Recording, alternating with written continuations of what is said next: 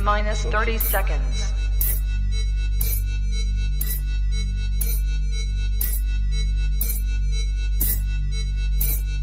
T-minus 20 seconds.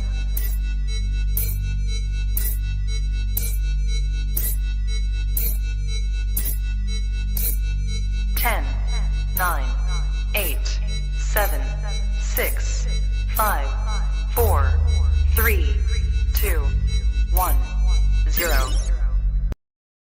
The following program is rated TVMA for language. We want everyone to be able to enjoy the program, but sometimes things happen, and we may say things that may be offensive to some or non-conducive to others.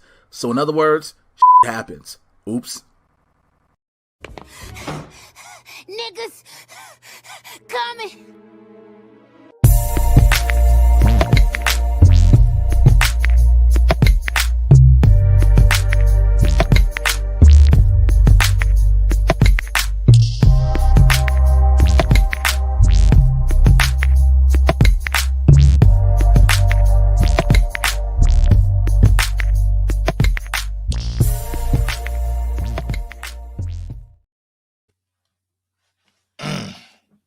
Good morning, my neighbors. Hey, fuck you. Yes. Fuck you. Yes. Fuck you too. Welcome to another brand new episode of Blerds in the Hood. We are in fact live. I know sometimes it's hard to tell. It's like these niggas actually show up, they not show up, what they gonna do? We is here. Don't worry. Yeah, also, we are here on the Blerds in the Hood YouTube channel, the Blerds in the Hood Twitch channel, and my personal YouTube channel. I figured might as well expand the reach. Now, before you say something, because I know you gonna say something. You like, well, why would I say anything? Because you're you. But why? I thought everybody was gonna eat the chips. I mean, I got damn near 13,000 subscribers over there on the channel. So I figured have them come over to subscribe to the Blerds in the Hood channel. You know what I'm saying? We're trying to grow this thing. I literally said nothing. Okay. I'm chilling. I ain't saying okay. Word. You know what? You're fair. You're fair. Again, thank you to everyone. Do you have that pulled up ready? Just so you know what I'm going to talk about. Thank you to everyone who has been rocking with us, who appreciates everything we do, man. When we have not been able to be live, we appreciate you all for showing the love in the comments, keep the conversation going. People who have brand newly subscribed on YouTube or on Twitch, who followed on Instagram, whether it be the Blerds in the Hood account or us personally, we appreciate you. So with that being said, I don't know if everyone follows the Instagram. I'm pretty sure everyone does, and we've been trying to get you guys to do it more and more because we made an announcement over there. And since we know a lot of people probably didn't see it over there, we're going to make this announcement here right now. People have asked, how can we continue to support the Blerds? How can we help Jay and Winston grow the show? And how is it that Jay and Winston can offer more to us as the neighborhood and expand, et cetera, et cetera? And we've come up with an amazing way to do it. We now officially have the Blerds in the Hood Patreon, ladies and gentlemen. You can join. I mean, you're part of the neighborhood watching us now live, but we appreciate it. But you can get even more. We have a variety of tiers that you can join, as you can see. Yep. We'll take it over from there. Yes, I will. So we have, I believe, 5 different options you can choose from. You have the $5 a month, join the neighborhood. That will include shout outs on the show and in the end credit acknowledgement, a 30-minute after show that we will start at our next live show, essentially when the show is over, typically because we're waiting for the local recordings to upload and all that kind of stuff. Mm-hmm. Myself, Matt, Jay, and Dwayne just kind of kick it, shoot the shit, talk about how the show went, any other stuff that we can get to. So if you're a member of the Patreon, even of that basic tier, you'll be able to enjoy that 30-minute after show. You'll also get the early release of Around the Neighborhood and I Know You Fucking Lying, starting this Friday. The I Know You Fucking Lying will be out first thing in the morning for anybody of any tier, and then the regular episode of that will drop in the evening, and that'll be that going forward. Now, if you want to do the $10 tier, which is the Neighborhood After Dark, that includes everything I just mentioned, but it also gives you the Blerds After Dark episodes after they air. Typically when we run those, just because they're a little bit on the raunchier side, they immediately get pulled. If you were part of the Patreon at that $10 tier and above, you will be able to watch those at any point. You will get the full back catalog of previous After Darks as well as I was just going to say, please include that. We're also going to be including once every other week or so, we'll be adding the old after dark episodes. So you get that as well. And you'll Yeah. also get monthly family feuds. So those will probably start in July just because we need some time to get that ready. But you will have family feud monthly. Now, essentially, for those that enjoy it when we do the Blerds Gonna Feud and all that kind of stuff, there will be exceptions for the general public where that happens once or twice a year. But if you enjoy that much, you have the opportunity to get them 12 times a year. You will get one a month of those Blerds Gonna Feud, and more on that coming up in some of the higher tiers as well. Now, if you want to join the $25 tier or the block party, again, you get everything that we just mentioned previously, but you also get a monthly members-only stream of people in that tier and higher with myself and Jay. You know, if you want to ask questions, shoot the shit, there'll be a special kind of thing where anybody in that tier and above will be able to join. And then finally, we had to convince him to do this because he really didn't like the name of it. But our final tier is That's Some Serious Chicken. That's a $50 a month tier. It is limited to only 10 individuals. And for those that are a part of that particular tier, you get everything that we mentioned previously, but you will also have the opportunity for random patrons to play in Blerds Gonna Feud themselves. You have to be a part of that tier at least 2 months to qualify. But if you are, it will be randomized and it'll give you the opportunity to join in on those games. So if you want to support Blerds in the Hood in a regular fashion, man, this is how you can do it. Patreon.com/Blerds in the Hood, just like we spell the show, BLERDSNTHEHOOD.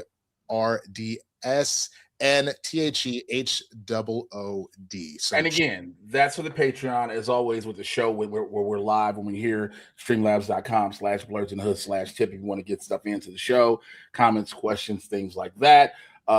Even remember, we are still going to do eventually the roast of Matt Thomas. Now, here's the thing with that. We have to try to figure out dates because a lot of different things have been moving around. We thought we were going to do it this past Sunday. I end up having to work not one, but two shows. I was originally booked at the Improv for the first show, but then I'm doing both that show and Renee Vaca and Friends. So it's like a lot of different things. So we're trying to figure out how to manipulate all of that. We're definitely going to still do that. So if you want to get, again, we told the neighborhood, if you want to get some of your roast in, again, you'll only got to send like $1 and we'll put them in and we'll, siphon through them and we'll get those in as well. So with that all being said, we wanted to get that introduction to the Patreon out the way, out the gate, so you guys can start making that decision. If you want to support that, again, we're going to give you guys a whole bunch more content that we do not have on our regular YouTube channel nor Twitch stream. It is exclusively on the Patreon. All right. With that being said, Mr. Clean as a preacher's sheets that just got ordained, Mr. Sharper Than Attacked, and that's a fact, Winston A. Marshall. A nigga moment. Man. My nigga. What you been doing? Before I answer that question, I got to point out that you're not the only one that said that shit, man. You got Casper here talking about, look at Winston with his clean fade all edged up and shit. You got Princess Doll talking about Winston got that clean. Greg over here talking, look at Winston like a bishop from the X-Men. L Boogie talking about got that fresh fade. That boy gonna get some ass tonight, and this one had me dying. Jeremy Harris talking about fade like a George Pickens route. I love that shit. Crazy. That's great. I told that nigga Winston, I said that. So we were doing the last minute prep of the show, and I told Winston, I know we got to do is what you were doing. I said, boy, you look like the cover of a 90s R&B album. Like you saw your ex-girlfriend walking down the street with that new family nigga, and you about to bust out in song. Like, you don't know what to do. Winston look like the hood version of Maurice White of Earth, Wind and Fire. Like, boy. Shit, man. Well, that is not. That's not Winston A. Not Marshall. me at all. What That the is fuck? not. Who fucked up my settings? Damn, pissing me off. Let me make sure yours works. Hold on. There, that worked. Someone done fucked with my settings. What have I been doing? What have I been doing? This nigga literally just complained like there's levels in the car radio. Who touched my levels? Don't you ever touch a black man's radio, boy? Who moved my seat up? God damn it! I had my seat. What have I been doing, man? Obviously, we have Memorial Day weekend. It was nice to have the 4-day weekend. Definitely needed that to try and kind of reset and get some stuff all figured out and whatnot. But I had a good time. Hey, real quick, want to get some shit figured out? That was fast. Okay. Kazra celebrating Winston's new do with violence. That's what you get for trying to be prettier than me. It's not hard, bitch. It's not hard. Fantastic sent two stream labs. We'll get to those in a moment, but I saw Kazra. So for those who are new to the show, every $100 in tips and donations we make, we start taking shots. I need to go get I didn't think we were going to hit none today, so I left my bottle over there. Well, that's fine. So go get it. I'll finish talking about what I've been doing, and we'll do the shot after we finish. So, So this weekend had a good time, kind of resetting everything, trying to get some stuff lined up, getting the Patreon ready. We had a good production meeting, so lo and behold, we got a lot of great stuff coming for you on this channel with the Blerds. So, so really appreciate everybody that ends up ultimately supporting that. Thank you so much. Had a barbecue over at Casper's house on Monday, which was cool. You didn't invite me, but that's cool. No, because it was literally just myself, Casper, Kristen, and then another couple. That's it. You told me who it was. No, you told me. So we were all hanging out. That was cool. And then for me, since I hadn't seen you guys from the previous week and whatnot, I had this really cool audition on a Friday, right? And they said specifically, I can't say more than that because obviously we're hoping we booked the thing, but it was like dressed kind of like 2000s. So what was really funny to me was I put the outfit on, which essentially, like 2000s, you were wearing double shirts, the standard kind of douchebag backwards hat, because they were specifically referenced backwards hats, puka shell necklaces, all that kind of shit. Put that outfit on, and Kristen was like, "Hey, hold up before you go anywhere real quick. Let me talk to you real quick." And I was like, "Hey, yo, I didn't realize you were that obsessed with the puka shell necklace look from the 2000s." She's like, "Yeah, that was my shit." So I fortunately had a callback for cowrie shells. I hate everyone and their mother who calls them fucking puka shells. They are cowrie shells. Jesus Christ. I'm sorry. Yeah. I'm sorry. But all that being said, that was just a nickname for it regardless. I understand what you're saying. But all that being said, I also had a headshot shoot today. So I had the callback first as I was, and then I had to go get my headshots done. So because of that, and because of a particular set of looks that my agent wants from me, went and got the fresh lineup and fade. I don't normally do that when I'm in the middle of auditions. I cleared it with the casting director. For those that don't know, obviously you go in, they see you, oh, your hair is at this length, your beard is at this length. So that's what we're expecting for you to come on set. I had to get that cleared with them before that happened. And that was the only reason I have been kind of holding off on getting my hair cut in that moment. But again, headshots coming up, needed to handle that, had to go get clean for those, which to that point, did that same look because it lended itself to a lot of the Disney Channel, Nickelodeon stuff I've done in the past. But then they were like, we kind of need you to do like an undercover cop type thing and stuff like that. So then I went ahead and did the chain, the wife beat, and just the bomber shit. And it was just in my Air Forces and whatnot. And so even with that, like, they were just like, God damn, nigga, what are you trying to put out your own version of Iceman? I was like, don't compare me to Drake. That's disgusting. You want to talk about early Drake? That's fine. Don't talk about this nigga right now. But yeah, it was a good, productive day, and now we're here doing the show, man. So I'm happy to do so. So before I ask you the question, you got it ready, man? Wait, well, I'm so glad no one could see me when you were standing up and you just had to show yourself. I was like, I'm so disgusted right now. What, this outfit? So disgusted. Bro, the photos, I got to see some of them early on. I was like, ain't a nigga clean though? Remember when Riley, he was like, hold up. Ain't I clean though? Justinino 21 says, $100 to take a shot of what? Grape juice, bing bong. No, we got tequila here. So this is straight up Irish whiskey, my nigga. This is the same dude that yesterday on Roka wanted to say something like Roka used my head as a microphone, and I said I used his mama's throat as a cum dumpster. So like if he wants to go back and forth, Jesse Dino, we can do that here too. Go ahead, man. Send in that stream lab, bro. We'll take some more shots. Hey, man, let's do it. Did you take the shot or are you still talking? I got it right here. Here we go.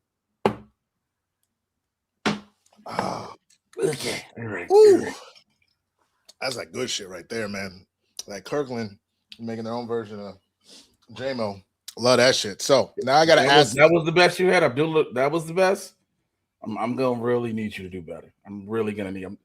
I've been in. Listen, I'm just gonna give you the benefit of the doubt. You don't know what this is, so You're trying. He doesn't, and that's fine because the one thing that's really funny about it is, and I said this yesterday on Sports. That was a full shot, you asshole.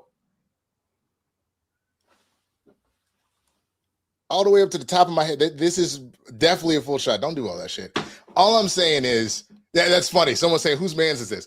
Jesse, that's totally fine if you want to come and kick it here. I'm gonna tell you a couple things. One, we acknowledge you that one time. If it comes to the Streamlabs and acknowledge, but also understand this is not over on Christian's show, and this is not over with Roka.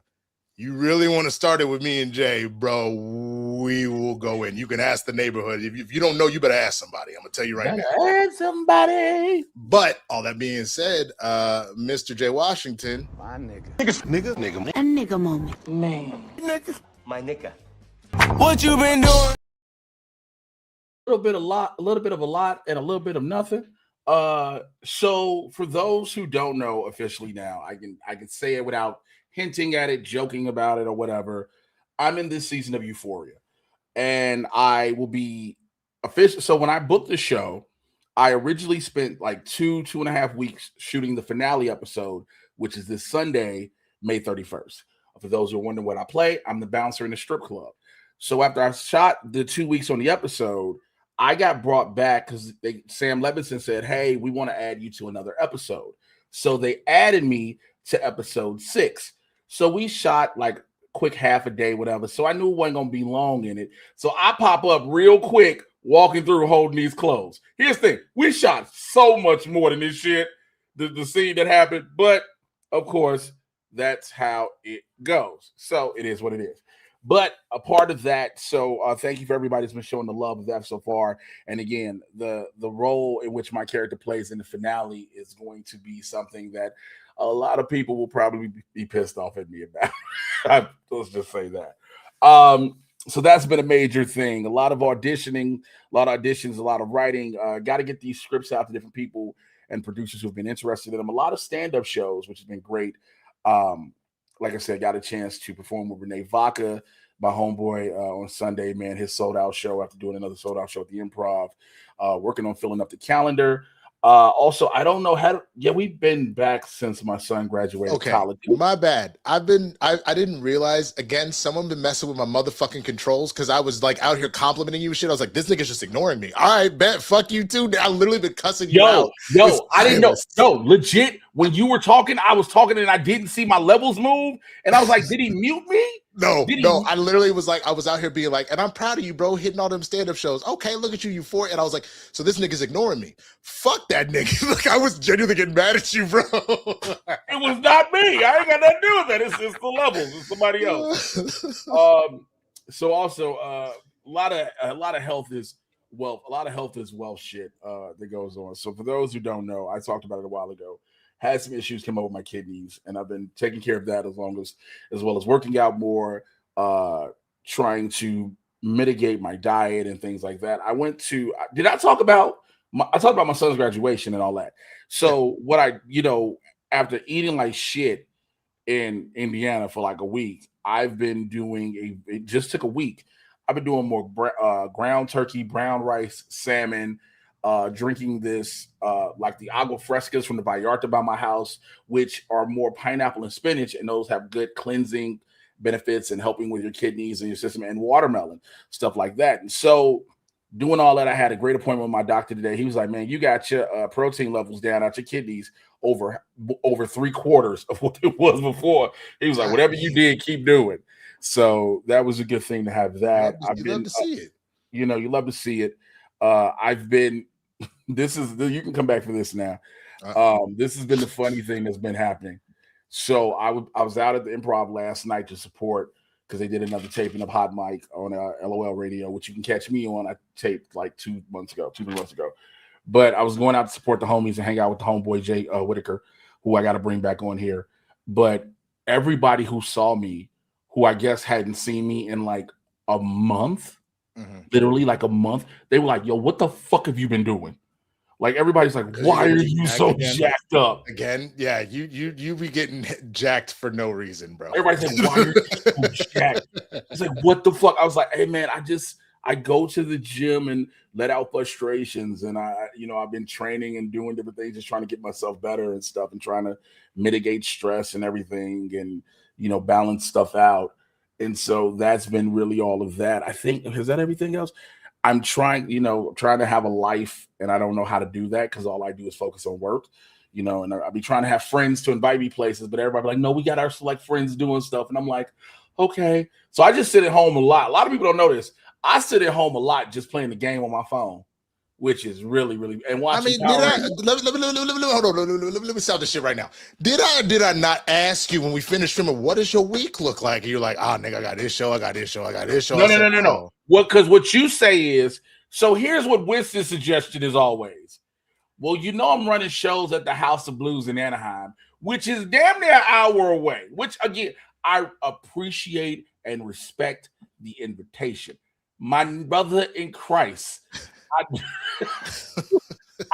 That's how you know whatever's about to be said next is about to be some bullshit. The video, my brother in Christ. I was like, don't bring Jesus into this.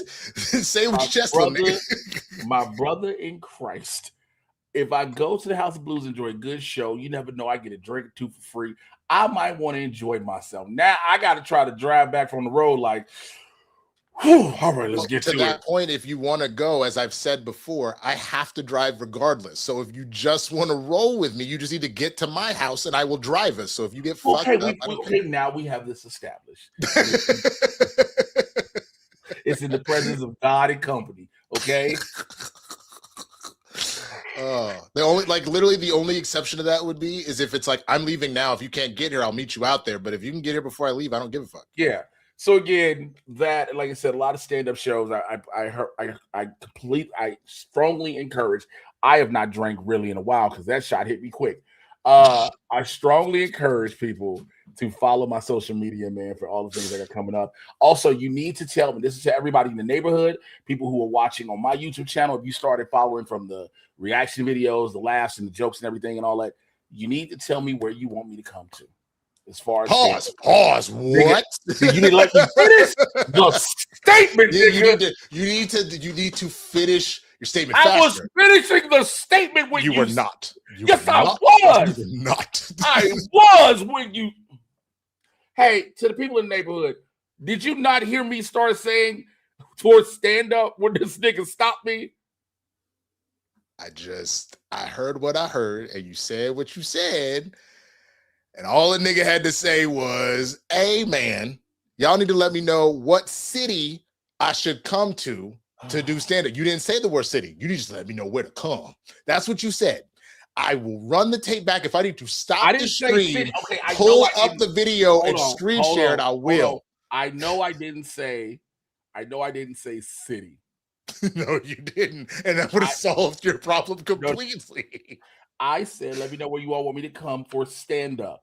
With that being said, again, let me know what city you all want me to come to for stand-up. Here's the reason. A lot of comedians, we've been talking about this on social media. We've been making a lot of posts about this, videos, et cetera, et cetera. A lot of these shows, a lot of cities we get booked for, and a lot of people say they want us to come out there to perform. You're excited to see us, but the ticket sales are low in the pre-sales. And I know a lot of people are like, oh, I was going to get tickets later or day of. We are unfortunately now in the day and age where that doesn't work anymore, where a lot of these clubs, if the pre-sales aren't high enough, they will cancel the show. Mm-hmm. I know there may be a last-minute flux of if the room holds 150, 200, where the day of the show you might get 75 to 100 tickets sold. These clubs aren't banking on that anymore. So just to have that for future reference. I also realized before we start, are you still doing announcements? My fault. No, that was it. But I just want to make sure. Yeah. Thank you. First of all, thank you. I think, Jimmy, fuck you at the same time. Like, hey, I'm not one to defend Jay, but you jumped on his line, Winston. I mean, look, Matt, who said he can't be here right now, so I guess somehow it's just on his phone watching anyway. You left a large gap for standing. Oh my God. I'm pretty sure me and Dwayne are doing the same fucking thing right now. I'm pretty sure me and Dwayne both are like, what the fuck? Before we start the show, Matt Thomas, who is one of our producers, who Winston loves dearly, told us. Not? I said what I said. told us. He said, I can't be there for the show. I overslept. I got a screen. Nigga said everything but pertinent information. But he was like, he was going to be in a screening, right? So we assume Matt won't be here. We were like, well, we got it. We've always had the show beforehand. We know how to do it, blah, blah, blah, blah. Then he's in the comments. And now I know I'm like, nigga, what the fuck?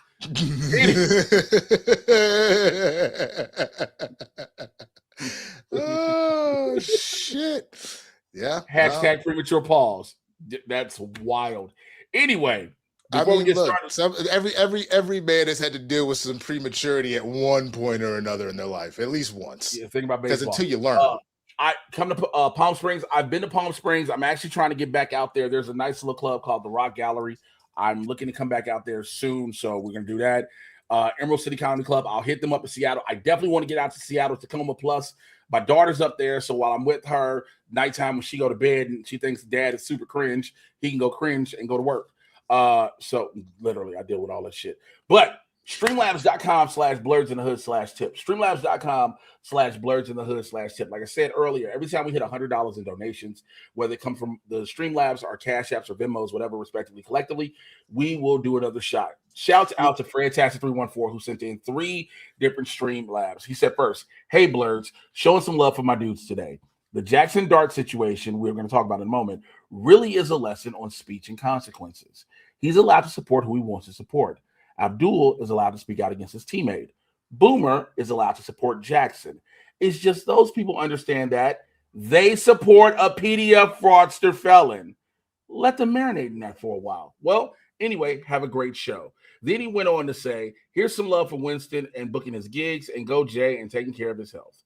We appreciate love it. Thank you so much for all of that. Now, the one thing I forgot to do with nigga, what you've been doing. This is crazy. I saw that too. The $1,000 tier on Patreon, you can dictate where Jay can go. Holy shit. That's some OF shit. That's not Patreon. That's OnlyFans at that point, bro. Jesus Christ. But the one thing I forgot to say with nigga, what you've been doing. So it just so happened that during last week is when the commercial that I did finally dropped. So we're going to play this right now. We'll watch it together, man. So enjoy. This is the 60-second cut. This will be the one that will be played the most, but check this out. The FIFA World Cup is back, America. And you know who always wins? Bandwagon fans. That's who. Howdy, partners. FIFA World Cup is here. Y'all in? Soccer ain't really our thing. I got barbecue lays. Yeah! Hey, Marshawn, hop on, buddy. You know I'm more of a football dude. You can call it that, too? Come on, man. I made you this. Is that a lay? A lay of lays. Yeah. Looks Dude, good. Marshawn is having the greatest second career maybe of all time. I'll be honest with you. David Beckham, jump on the bandwagon. Do I look like a bandwagon fan? Do you fancy salt and vinegar? Why are you talking like that? That's you. That's what you sound like. Come on. Who cares? Just pick another team. Stay right. Stay right. Hey, go back. Is that a guy? I know that guy. Yeah, man. He just got a good haircut. Because over there it looks like an uncle. So that was the commercial, man. There's a longer version where I'm in it a little bit more. So the only thing I'm a little bummed out about, and anybody that's in the industry can kind of knows this already. I actually had a couple little speaking things without Will Ferrell, but in this particular setup right here that you see at the end here, they were doing a bunch of different endings, and I got to like improvise Will Ferrell, who's one of the nicest people I've ever met in Hollywood, by the way. I was bummed because the last line instead was the guy to his left on that side, the white dude goes, "Hey, Will, who's driving the truck if you're here?" And he goes, "Oh, I put it on Lay's autopilot." And I was like, "Will, I don't think that's a thing." And then we careen off of a fucking cliff because nobody's driving the fucking truck. So I was really hoping they were going to keep that. They went with this instead, so my lines got cut, but it doesn't matter. The important part is me being front and center next to Will Ferrell means that money is coming. So hey man, congratulations on that, brother. Listen, I understand how much that means. What that mean, like you said, being in the industry, I completely get it. To have to see your work out there is a great thing. It's kind of, again, we were talking about it previously. how I feel about episode 6 of Euphoria, which a TV show I'm on. I get the brand. I'm on one of the biggest shows on TV right now. Do you understand what I'm saying? You are, bitch. I'm a recurring co-star on one of the biggest TV shows on TV right now. Look at you. But snaps for Jay. But what I'm saying is you ate it. You ate it, nigga. Clock it. Ate it. But what I'm saying is having that, even like I said, when we shot episode 6, we shot so much more, but nonetheless, we're there. You know what I'm saying? Mm-hmm. You're seen, I'm seen. You're next to your star. I got to go out in that scene. I'm with Alexa Demi, Rosalia, Anna Van Patten, and Sydney Sweeney. And then in the finale, I'm with damn near everybody, which again, wild. Yeah, but, that's fucking nuts. Which before we get started, the last thing, sorry, I did want to give a shout out to. We have a new subscriber, courtesy Garrett. We also have 2 subs on Twitch. So shout out to Chrome Experion and Kaban JD. Thank you so much for that. So again, you want another way to support the show? You can go over to Twitch. If you have Amazon Prime, you can give free Prime subs to 1 channel a month. It throws $5 our way, which we appreciate. So if you don't really use Twitch all that much and you want to support the show in a free way for yourself, that is a way that you can do that. So with that, let's get into the actual show, man. All right. So again, we were not here last week live, so there was so much, and so we're playing a bit of catch up. All right, so bear with us. All right, this one just dropped today. Before we talk about the second story, the announcement of the Freedom 250 concert. So this year is America's 250th birthday, which is probably be its last, but that's another story for another day. Hey man, it is also it's the end of the world as we know it. Also, wouldn't it be so great if it actually happened on America's birthday? Hey, don't tease me. I just said it. I didn't say what it was. Don't tease me. But these are the performers. So again, in normal circumstances, in a normal situation with a normal administration, I can guarantee you the 250th anniversary of America would have been a quote-unquote joyous celebration. However, by us living under a fascist dictator that's also a PDF file, every time somebody performs for it, people are looking at you sideways. So these are the performers that were announced. Martina McBride, Young MC, this nigga must have really needed a paycheck. CNC Music Factory, what? Vanilla Ice, but of course, Milli Vanilli, which only has not Milli Vanilli, bro. From one set of con men to another. So remember, one of the members passed away. So I wonder if that Milli or Vanilli.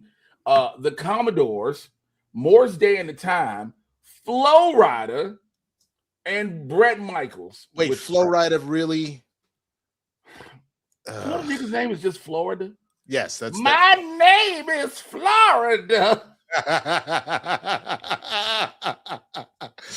Jesus Christ. So everybody saw this and people started going off and everything like, oh, what the fuck? And you know who they really went off of? Because black people don't do this? Morris Day of the Time. To which Morris Day went on Instagram and said, contrary to the rumor, Morris Day and the Time will not be performing at the Great American State Fair. State Fair? Get the fuck out of here, bro. The State Fair. Morris Day said, y'all not finna put me in this shit. Morris Day say, nah, we good, bro. It's unfortunate for the most part that like I said, in normal circumstances, if we were celebrating the 250th anniversary of the country and everything it's been through and supposedly its strides made and its progression moving forward and its developments, et cetera, it'd be a great thing. But when you look at just in the past 2 years alone, the regression, the rise, and just all of the shit we fought against, it's like you don't even want. You just look at it like, oh, July 4th is a day off work. That's it. If you have a job.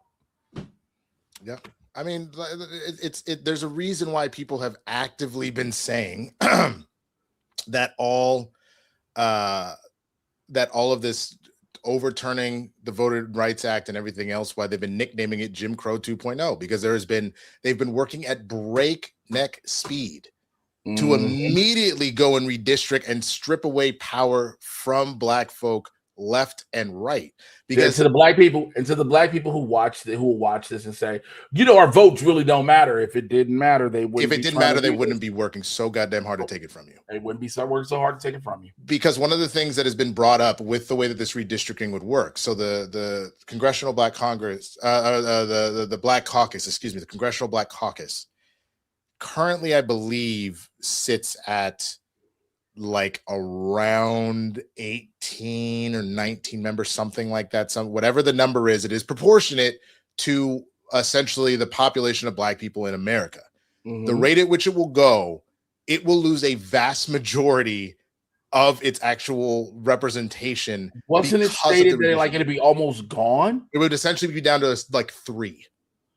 You would essentially have 3 Congress people at that point. That is how breakneck this shit would just revert back. Yeah. So that is where, we haven't even gotten to the Jackson Dart of it all, but why the rumor that Morris Day was there or clowning Florida or anything else.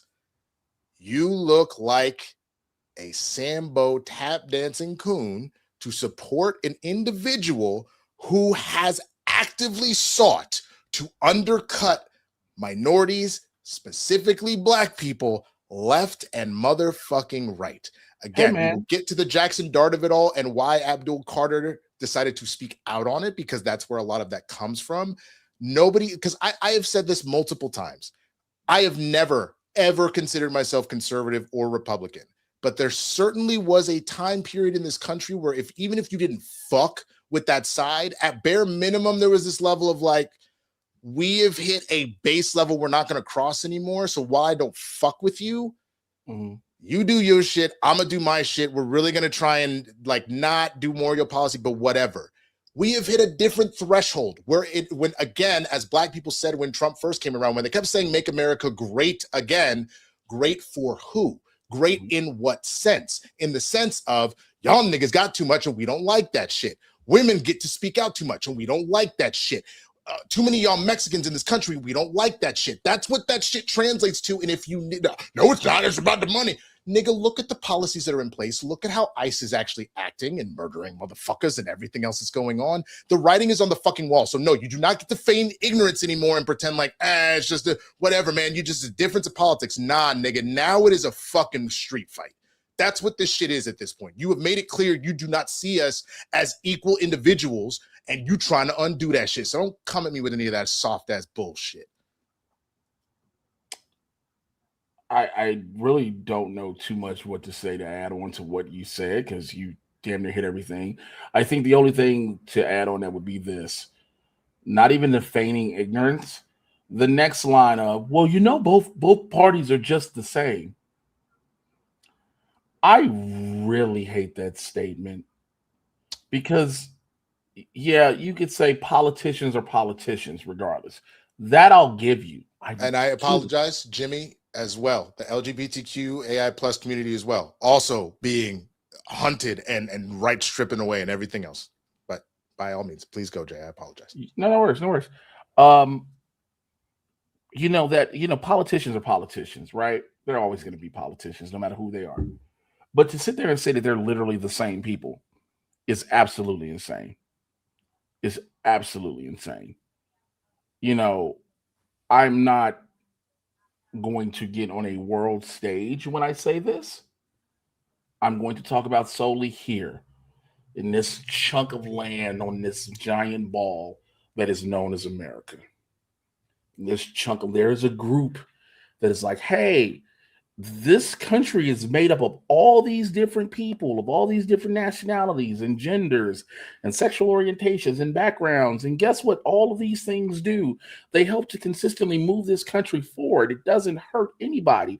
The problem is there are a lot of people that we like to call repressed gay men who hate that they have their feelings. And because of their feelings, they want to try to demonize the people that they're attracted to. Republicans. Go check out how every time there's a Republican convention, Grindr crashes. But you have these things, and it's just that you get people like, oh, well, what are they doing to try to help us in particular? Like, I really hate the discussion of even going back some of, well, what did Obama do specifically for black people? And I know where people are trying to go with that, but I also have told people, you do understand when Barack Obama ran for president, he didn't run for president of black people. He ran for president of the United States. Now, I know people will turn around and say that, well, Trump is president for white people. That's because he's a white supremacist. It's because he's a fucking racist. And then somebody's going to say, well, Trump wasn't a racist when all these black rappers and blah, blah, blah. Yeah, he was. Yeah, he was. He was because I'll tell you this much, man. How many times have y'all seen people use individuals, offices, connection to power, etc., to get something that they want? Nicki Minaj cozying up to that motherfucker to potentially get some time off of her husband and her brother at all, and to try and get citizenship because you know she technically ain't a citizen. She's not a citizen. But I digress. It's all of this is happening while people are supposed to try to act as if everything is normal. They are trying to. There are states that are actively trying to redistrict to move people out. And there are these states that are actually pushing. The residents are starting to push back. Where, okay, you're going to redistrict it, cool, but guess what? We're now going to try to vote in the opposite way, even no matter what you made this district to be, to flip the district. So it really is the power of this vote. Again, it would be so apropos if it happens on July 4th. I digress. That would be a wild statement, bro. But sure. Let's go to another story I was gonna bring up that has happened that we didn't get a chance to talk about. We're gonna flip it over a little bit. All right, this is gonna be completely on a completely different level. Completely. Drake dropped 3 albums. We never gave our Blerds N The Hood thought of it. We all knew that Iceman was coming out, right? But we were shocked to find out he dropped 2 other ones as well. Habibity, which is the one on the far right, and Maid of Honor to the left, which is the picture of his mother. Now, there's is that his mom? That's his mom. Didn't realize that. The rumors believe that the reason he dropped 3 albums is so that he can finally be out of his deal with his label UMG, which he is currently suing. If you're wondering, why does that sound familiar, Jay? Remember, he sued them during the battle with Kendrick Lamar, and he lost the lawsuit, and then he tried to sue them again. So because he couldn't win the battle, he said his contract stated that he needed to make a certain amount of albums, and so he got out of it. Now, here's what's interesting about it. Have you listened to all 3? No, because I can't. Because every time I start to, I'm just like because there are some that the thing that's interesting with Iceman specifically, the beats go hard, but then as someone pointed out, he almost sounds like some hickory dickory dock Mickey Mouse ass raps at times. So hold on with that thought. So there's a certain song of his called Shebang. The lyrics are very, very elementary style structured. And someone decided to make a little edit to it that sounds similar to this. Manish on a beat, Shebang. All of my ops, they dead. My bad. I didn't mean to cut it. Go again.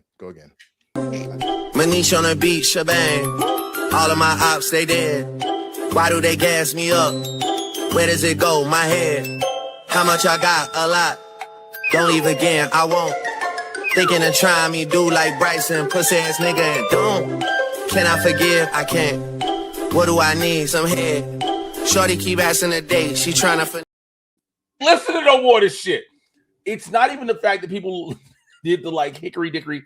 It is a lot. So here was my complaint about Iceman. I listened to all 3 because I wanted to make sure that if I said something publicly about any one of these albums, and I'm not saying this from a Kendrick versus Drake perspective. Let me make sure I clarify that to a lot of people, because a lot of people be like, oh, here go you Kendrick fans. No, nigga, I'm a music fan.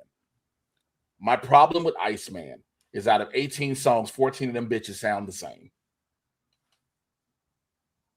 There's a slight tone or pitch in just a track. Yeah.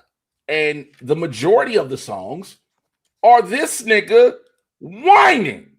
So I gotta give props. I think you did this, or maybe Dwayne did, but Billboard listed out all of the different people that he dissed. I did that. Yeah, I put that in there. Okay, so here we go. I'm gonna run through it with y'all. Kendrick Lamar on the songs Make 'Em Pay, Make 'Em Remember, Janice STFU. And to be honest with you, I feel like they missed some. Pretty much the whole album, he always has at least one line for Kendrick, but the three they brought up was, damn, who is this guy for real? I guess a magician. 100 million streams vanished. No one got questions. Okay, bitch.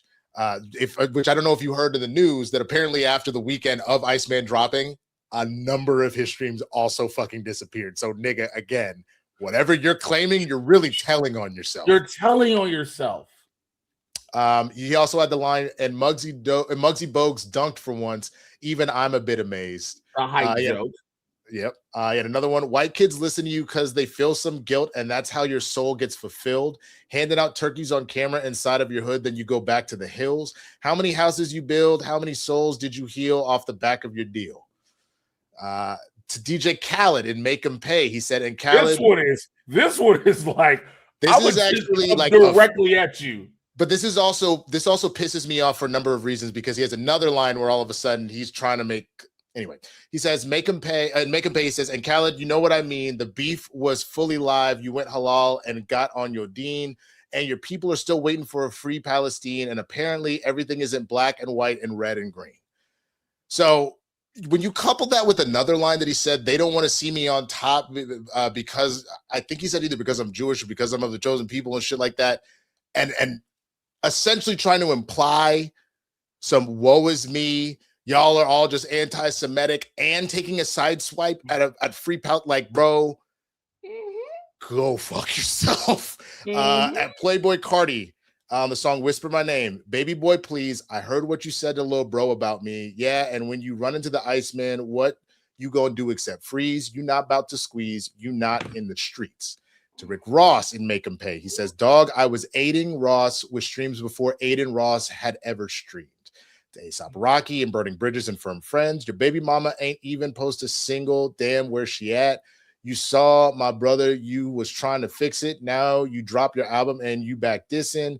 KYSASAP, that's some shit that you can do for me. Again, sounds more like some hickory dickory dock ass rap. To J. Cole, Make 'Em Pay and Make Them Remember. Me, I stood 10 T's and accepted the mission because I'd much rather death than submission. How can you press the ignition and let some memories of the past affect your decision? I love you because of the history, but if we being real, I could never forgive you, and you never called me back, but destiny's written for real. F a big three anyway. There were too many chefs in the kitchen. It was a big mess to begin with. He also said, I could have fell back like the married rapper, but we engaged. To Lucien Grange and UMG on Bees on the Table, I'm fighting the man, not suing a rapper. You boys are not listening. Yeah, but again, this is something that you both were under, and again, you were telling on yourself. You literally... You may be suing the man, but you're suing the man over a beef that you had with another rapper. Stop the cap, you sensitive bitch. To Jay-Z, he said, Janice STFU and Whisper My Name. On those songs, he said, we know how you OGs rocking already. My nigga, the jig is up. I'll take the 500K, not the dinner. I never could learn some shit from none of y'all, which I find funny because he has a line, I want to say it was on Take Care, where he goes, when Jay dies, I'll probably cry for a whole week. So you fully flipped on that shit? You don't fuck with this nigga at all anymore? Yes. Mustard, on Too Hard for Radio, he said, Mustard, heard about us, gotta catch up to the slaps. You ain't had one since me and YG rapped. Facts, 900 million for the tracks. Rack City, bitch. We remember that. Yeah, you should try and get back to that. He won a lot of Grammys for Not Like Us, so hush.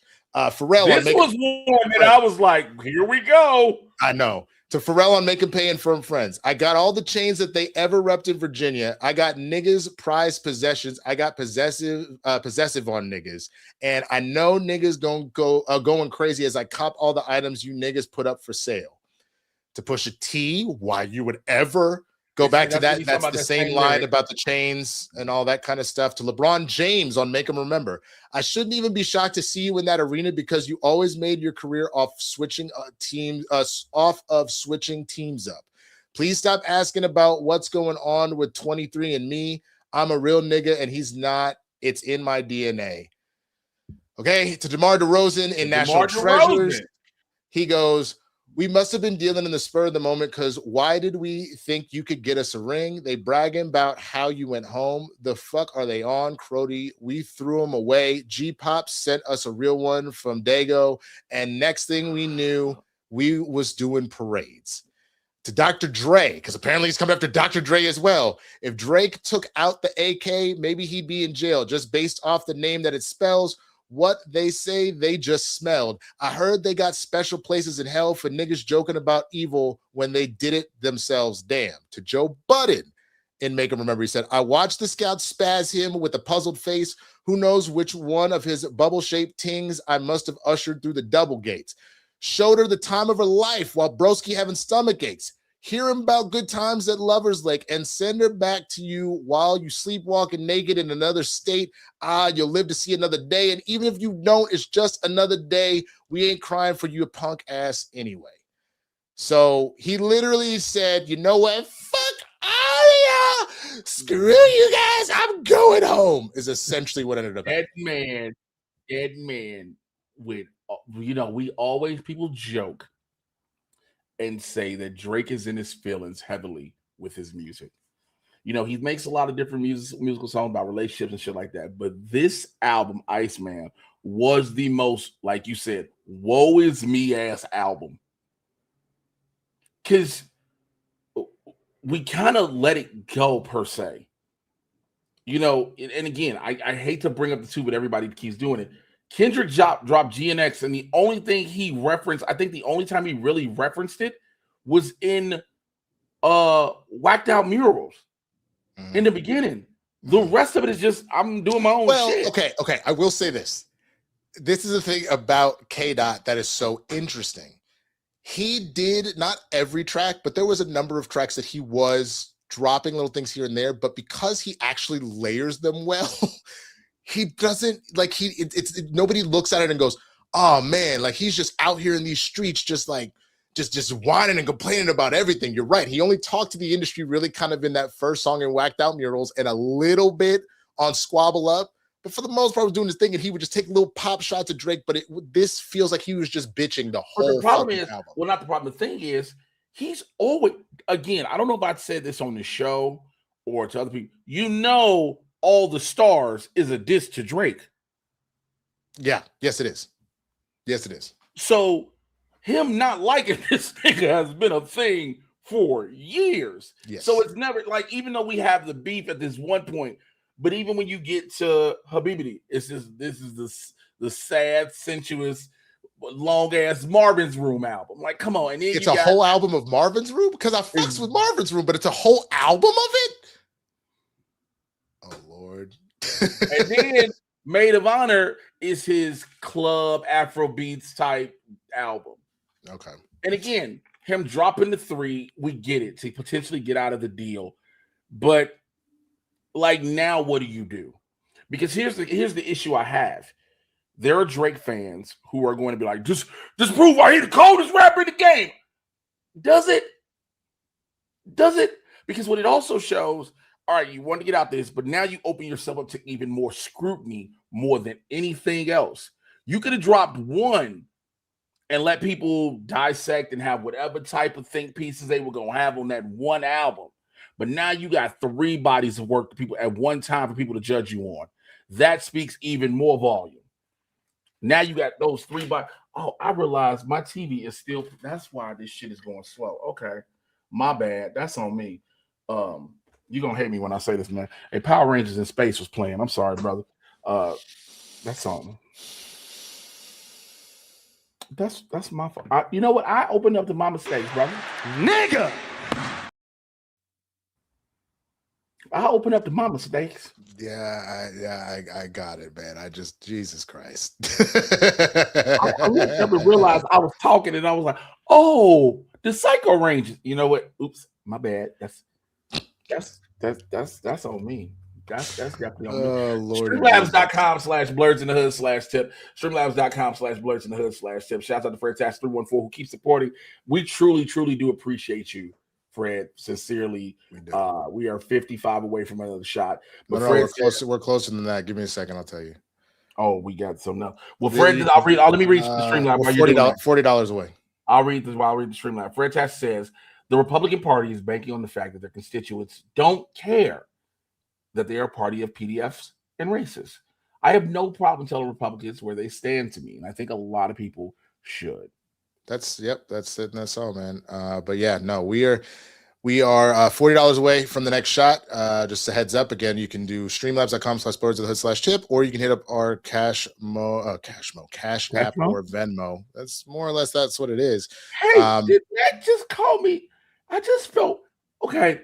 So I admitted my mistake, okay? I mean, the reason why I look, I'm gonna give Matt called him a dumb nigga, and I'm gonna give Matt permission to do that because you have been on this nigga's head for a while, and we're gonna roast him in a few weeks on top of that. So I think it's a lot of pent up energy for Matt over there.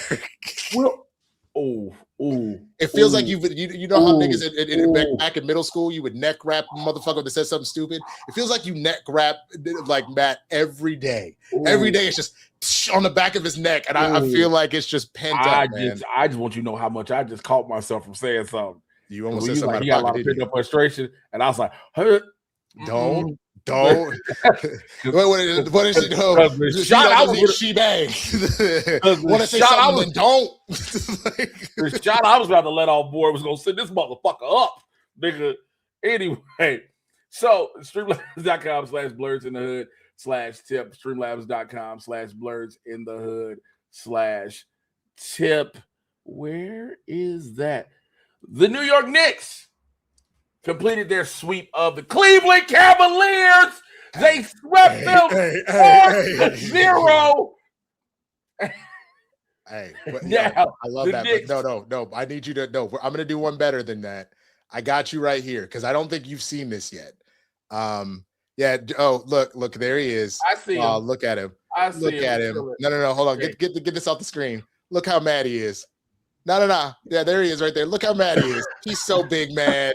Oh, he's so big mad. Big man. Oh, I got you a better one, Jay. You want to see how New York is actually about? Oh my God! Is this the video from outside? Yep. Here we go. Bro. This is fantastic. Here we go. This is so great. It's the fucking Knicks on that fucking jersey. Who the fuck wants to go to Ohio? LeBron to my dick. Look at the Knicks going to the finals. It's like Jesus returning. We smoking on the pen. Bounce up. They're fucking butt. This shit looking like New Year's. Hey, yo. I ain't get a flag up there. Tell James Harden, mama, coming for dinner, nigga. Fuck James Harden. Fuck them strip club. Get the fuck off the strip club, nigga. Donovan Mitchell, we not delivering to your house no more, nigga. That's the finals. Jalen Brunson, it's the fucking goal. I don't speak no French, London, Yama. You gonna send that nigga back to France? Word. Knicks in fucking 4, baby. Smoking all that fucking Cleveland back. If we win the finals, we burning the city down. Yo, but this is the best part to me is right here. This nigga from Amazon, straight up screaming. Nigga. Listen to this. Donovan Mitchell, we not delivering to your house no more, nigga. No packages were delivered for at least the next 3 days. Hey, yo, New York is not a real place, yo. Y'all didn't want to talk about that motherfucker from Marty Supreme and that shit. I saw it. The fat dude. I forgot about that. The fat white dude. You're a Cleveland fan. He's right though. That fat white dude. That's the Marty Supreme dude. The one that was making the ping pong balls. Yeah. This nigga right here. That's why I put him on a thumbnail. That's the same nigga from Marty Supreme out here. Knicks in 4. Like 4, baby. Let me tell you something. New York is. I am for real. I am legit. So I am legit terrified of what will happen if the Knicks win the finals because New York may not exist, bro. New York may be wiped off the map. I'll be honest with you. As according to as now the NBA playoffs, the Knicks are in the finals. They are awaited the winner of the Oklahoma City Thunder and the San Antonio Spurs. OKC is currently up 3-2 in their series after a win last night. I will ask you, Mr. Winston A. Marshall, who do you want to see the Knicks face in the finals? I mean, my immediate answer to that is the San Antonio Spurs, which is a weird thing to say because as a Mavs fan, there was that interstate rivalry specifically with the Spurs because when Dirk was at the peak of his powers, so was Tim Duncan. And we would be able to kind of take it to him here and there. The only difference was they, whenever they got past, would actually go and win chips. We only were able to do that one time because the only other time we went to the finals during that era, we blew it to the Miami Heat. The rumor behind that was Mark Cuban really wanted to win our very first title at home, blew a game 3, but that was enough momentum for Miami to be like, we ain't ever taken our foot off the fucking gas, and ended up losing in game 6. We lost 4 in a row after that. All that being said, man, I would rather see the Spurs go. And a lot of that has to do with the fact that until the NBA really cracks down, I am low-key terrified to sound voice. That's some real shit, bro. Until if the Knicks win, it'd be like a combo escape from New York. The Warriors because Haskell's also out in New York because he's a Jets fan, bro. This shit is hilarious. People in New York are either ecstatic or they're terrified. But I will say this, man. Until the NBA does something about this whole flopping scenario, and mind you, a number of players in the NBA do it, but your current 2-time back-to-back MVP is egregiously the worst about flopping and claiming that you got fouled when you didn't get touched, someone just kind of brushed by you. You do all that shit, and it's becoming unwatchable. So then when you see Wemby's out here actually swatting balls, hitting like logo threes, dunking and all that shit, and actually balling out versus Shea, who is talented, but I see him more flopping than I see him going out and doing his damn thing. It makes me want to go, I don't even want to watch this shit. So just out of the nature of, as we've even watched these playoffs, obviously this last game, Wemby didn't do so well, but as we've watched these playoffs, Wemby really has been the best person, so the best player specifically in the whole of the playoffs, and Brunson being number 2. Brunson is like right there underneath. Right up under him, yeah. Balling.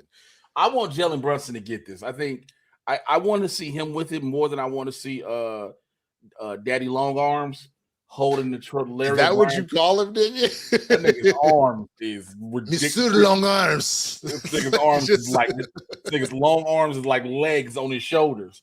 Like, pause. That is the wildest way to describe that. I'm sorry.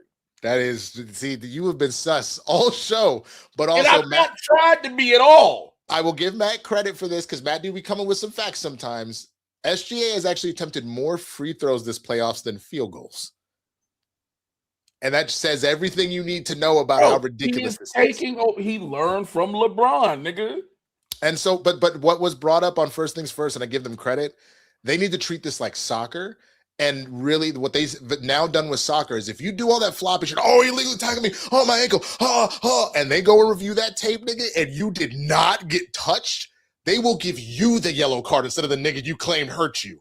So if you start doing some shit like that in NBA basketball, where if you do this flop shit and they go and you can make it a coach's challenge where they can say, go review that shit. It's not a foul. If they pull that off and you do it, their suggestion to Adam Silver would be start implying like a flop foul. And if you get too many of those, like you get flagrant fouls or technicals, you can actually get suspended for a game. If you start doing that shit, niggas gonna stop that shit immediately because you're not gonna get embarrassed about and then you got punished for it. Oh, that shit will stop. Man. You are absolutely right. Well, look, let's move on to our next unfortunate sports story. So, quarterback of the New York Giants, Jackson Dart, was at a rally to introduce the pedophile in chief. And of course, when it happened, the Mayo Sapiens of America decided to say, oh, it's not a big deal. It's the office of the president. It's just him introducing the president. Well, I don't know if we have the clip of it, but I know one of his teammates were extremely pissed by it. I didn't pull that up because I opened up that article I sent. Let me see if the video's in here. Give me just a second. Yeah, I didn't look at it. So, but yeah, it really is. So here's the bigger issue.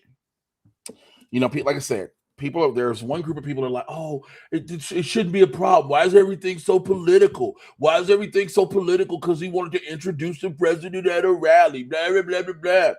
But it's really funny how whenever a black athlete speaks out on anything that's quote unquote political, it's automatically shut up and blank.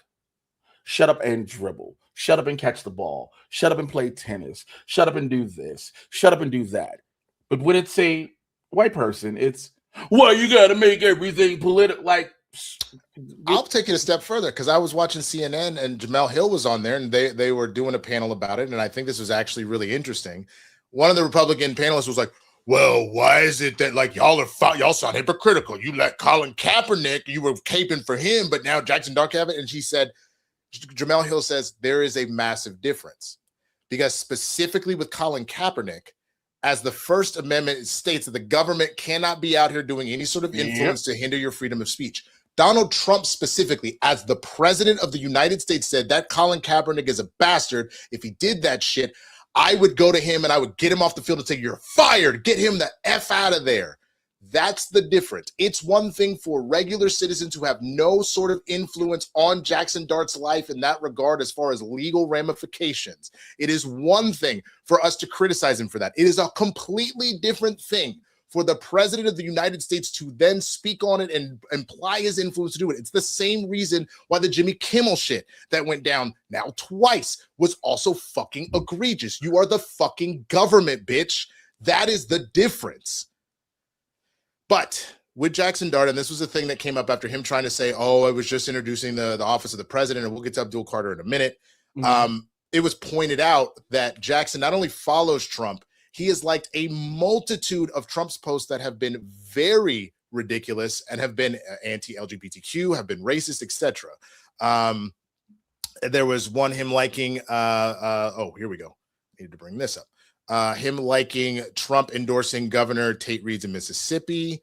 In the video, Trump warned that Reeves was under attack and described his political opponents as radical left maniacs. Trump also referred to those trying to defeat Reeves as bad people. Dart later liked a June 2nd, 2024 Instagram video showing Trump being announced at the UFC event. Another highly visible part of Trump's political and cultural branding in the 2024 campaign cycle. He also liked President Trump's 20 promises to America, which part of that said stop the migration invasion, carry out the largest deportation operation in American history, stop the migrant crime epidemic. The same political video promoted cutting federal funding for schools accused of pushing critical race theory, radical gender ideology, inappropriate racial content. The video also called for changes to election procedures, including same-day voting and paper ballots, proposals that would limit voting access.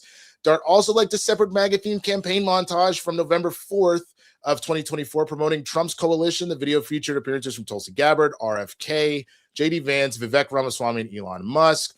It framed the election of 2024 as a battle between freedom versus tyranny, described the MAGA movement as deeply spiritual.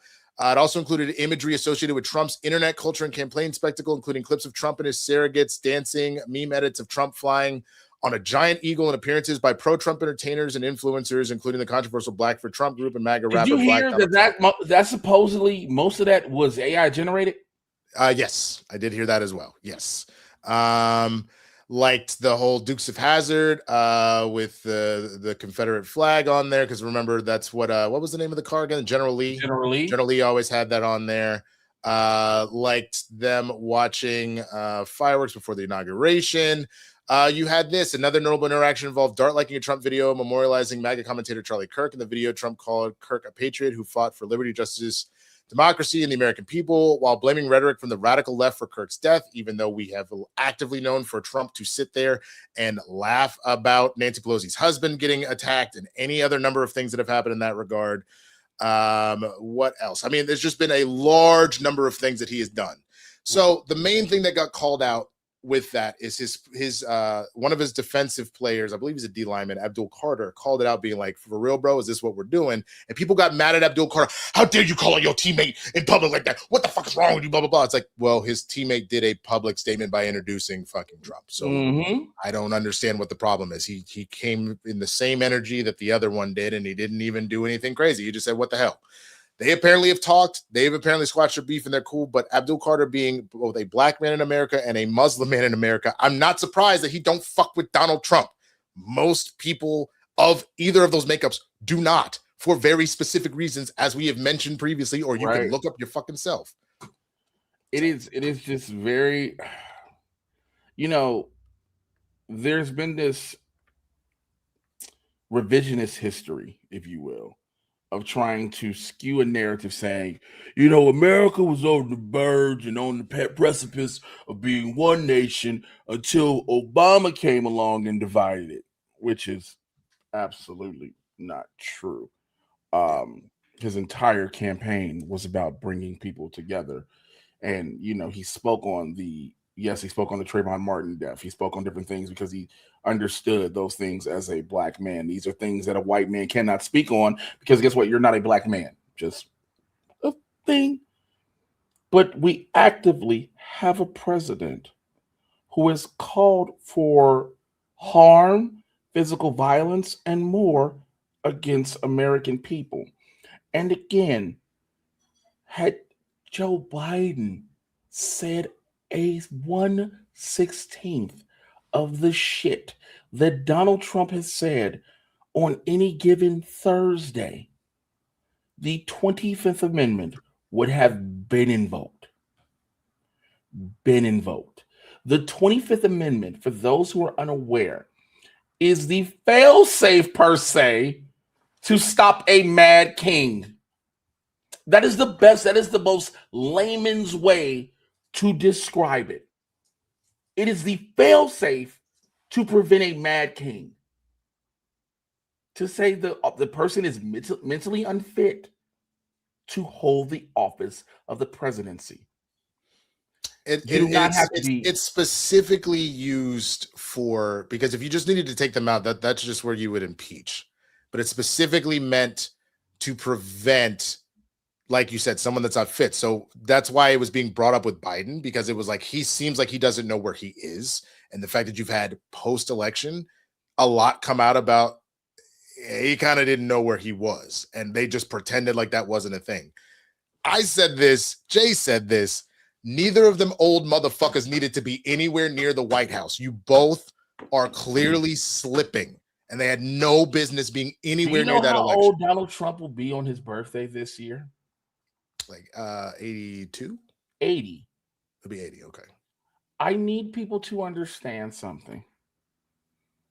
There is no reason, there is no circumstance, there is no situation, no matter who the person is, no matter what political affiliation the person is, there's not a motherfucking reason that an 80-year-old should be president of the United States. There is not a single one. You are not telling me this is the best person for the job. You know why? Because an 80-year-old individual is stuck in their ways. They do not see what is forward.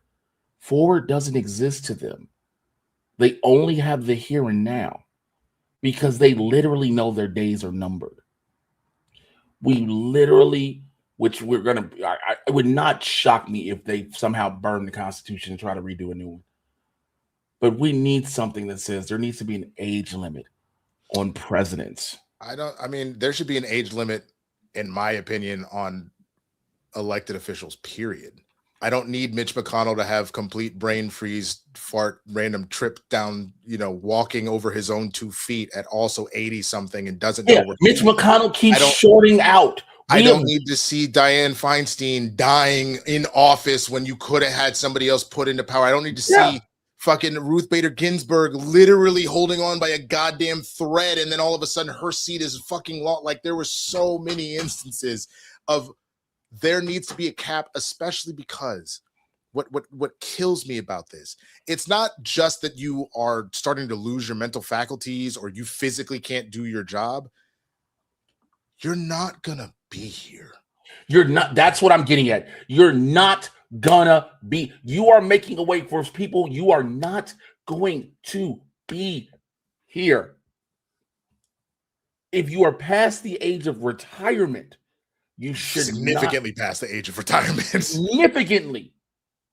You should not be holding any type of office, because no matter what, I don't care if it's America, if it's France, Germany, China, England, wherever, your representatives are supposed to be the people to make the laws and help to move your country forward towards the future.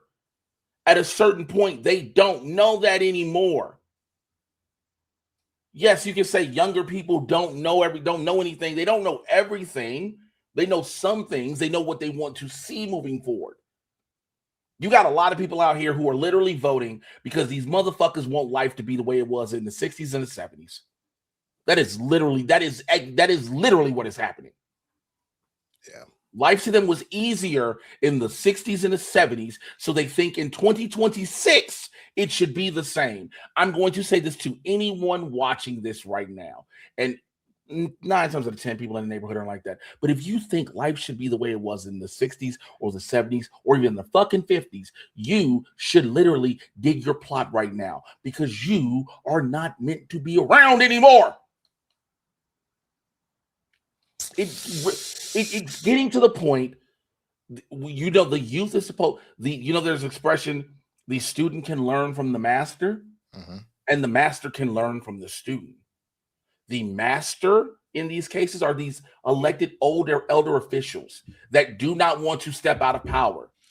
And that's part of the problem, where it's frustrating, where by them not letting go of these congressional seats, these Senate seats, the presidency, you are not actually preparing the following generation to then be able to take those next steps. So then when it is time for us to step up, you didn't give us the it's the same thing we talk about with like houses, with jobs. You see so many people, the boomers and the greatest generation that are still they hang on to everything. So there is literally no way for the rest of us to try and grow and thrive in our own. And it's fucking insane, man. But that's a whole other longer conversation. Streamlabs.com/Blerds in the Hood /tip. Streamlabs.com/Blerds in the Hood /tip. You can also use Cash App or Venmo if you'd like to support the show or get a question in. Obviously, if you want to make sure that your voice is heard in here, that is how you do it. Do we need to do this next one? Because you already kind of teed it up a little bit. Not really. I was going to skip it. Yeah, just again, the season finale of Euphoria is this Sunday. You'll see me in it. Cool. And there was a major death in the last episode. I won't spoil anything for those. Oh, you never mind. I guess you did. If it flashed on the screen and you don't know, oh, you put it back. Okay. Hey, we're here with it. Yo, this one that was gruesome, bro. But if you got to see, that's the thing. People like, oh, well, nobody's really died and blah, blah, blah, blah. And to take Nate out, like, it was a thing. But let's just say. Just fucked him up. Dude, the way he was toyed with the entirety of this season is like, it went from like kind of funny to like, oh, that's not great, to this is getting bad, to oh my God. That's how it's supposed to go. People kept talking shit from the beginning. And they were like, wait, whoa. People forget about the progression of a story. And so, but also, people keep forgetting, even with the stories, these aren't the high school kids you were introduced to anymore. Right. Well, that, and if you remember Nate from those first 2 seasons, he was the devil, just like his daddy for those first 2 seasons. And then this was a lot of comeuppance for him, and I get that. Yes, Matt was right. That death was earned. The treatment was earned. Mm-hmm. So I completely get that. It's just because of how far apart these seasons were, it was something that was forgotten about how diabolical he was. And he got done dirtier than fucking Joffrey. And that's the only person on television I can think of that really needed to get his little ass whooped and destroyed. Hey man, one of the greatest lines ever in television history is the line that goes, "Tell Cersei I did it." I want Cersei to know that it was me. It was me. I want tell Cersei I did it. I want Cersei to know it was me. That is one of the coldest lines with the straight face, with not a break. Tell Cersei I did it. I want Cersei to know it was me. One of the coldest lines ever. Yeah. Oh yeah. So either way, man, it'll be interesting to see how this. I want to address it because it seems like a good comment right here. Shout out to Greg 3946 Jay. I was actually born in the 60s on one of the last boomers. I didn't get my chance to vote. 2 hours, 3 years old, technically. For 2 hours. I didn't get my chance to vote for 2 hours, 3 years old. I'm so confused. I'm confused. I thought it had more. I thought it. Greg, if you could clarify, go instead of old. He didn't get his chance to vote for 2 hours 3 years ago. Okay. I got it. Here we go. Old should be a go. Got it. Here we go. I'm one generation away from my family being sharecroppers. Literally, we ain't going back. So there you go. Gotcha. Okay. So appreciate that, Greg. Thank you for that. Ray J got his ass knocked out, baby. Now, for somebody wait. Did they knock the hair out of his head? What is that? Is that a giant bruise or is his head slightly blonde? That's slightly blonde. Okay, I thought they hit him so hard that he ended up with a giant knot on his head. Yeah, both. He has the knot as well. So Ray J, who's supposedly dying, you remember he said he was dying, right? Yes, I do remember. If he had one wish with eyes and blood in his eyes. He decided to participate in his first ever MMA fight that was sponsored by Aiden Ross. He was fighting Super Hot Fire, and I want you guys to watch and enjoy. Amazing. I got the last. Oh, he's. Oh, okay. There it is. Oh, there it is. Oh shit. Okay. All right, you want me? So he was fucking around. right, left. Okay. So he was just talking shit. Okay. Oh wow. He was playing. I told you. I think he's doing this for like. Oh! I felt it.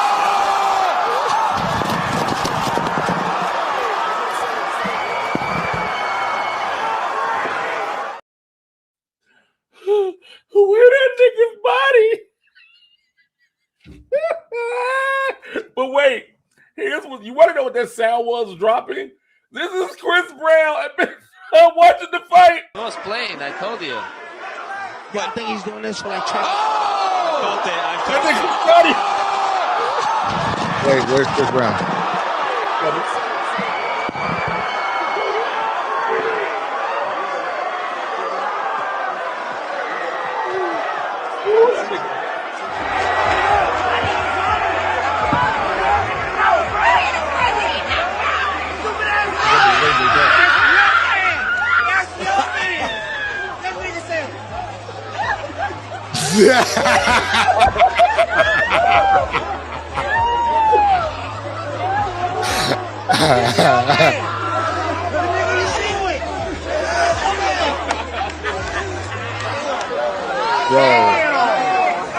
Bro.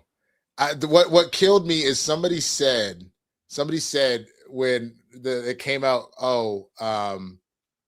Super Hot Fire knocked out Ray J in an MMA fight. Someone was like, tell me about some mid-2000 shit. That is the most mid-2000s ass line. When I heard who he was fighting, when somebody said he was fighting Super Hot, I was like, wait, the same Super Hot Fire from Psych, that's the wrong number. Oh! I was like, ain't no fucking way, bro. Ain't no way. Ain't no fucking way. Bitch, ain't no way. Ain't no fucking way. Dude. So I wish I meant to get the pictures. Ray J took pictures of himself in a hospital bed. Oh no, did he? Yeah, of course he did. Ray J hospital bed. Because he's in a hospital. Out cold. Oh my God. Oh my God.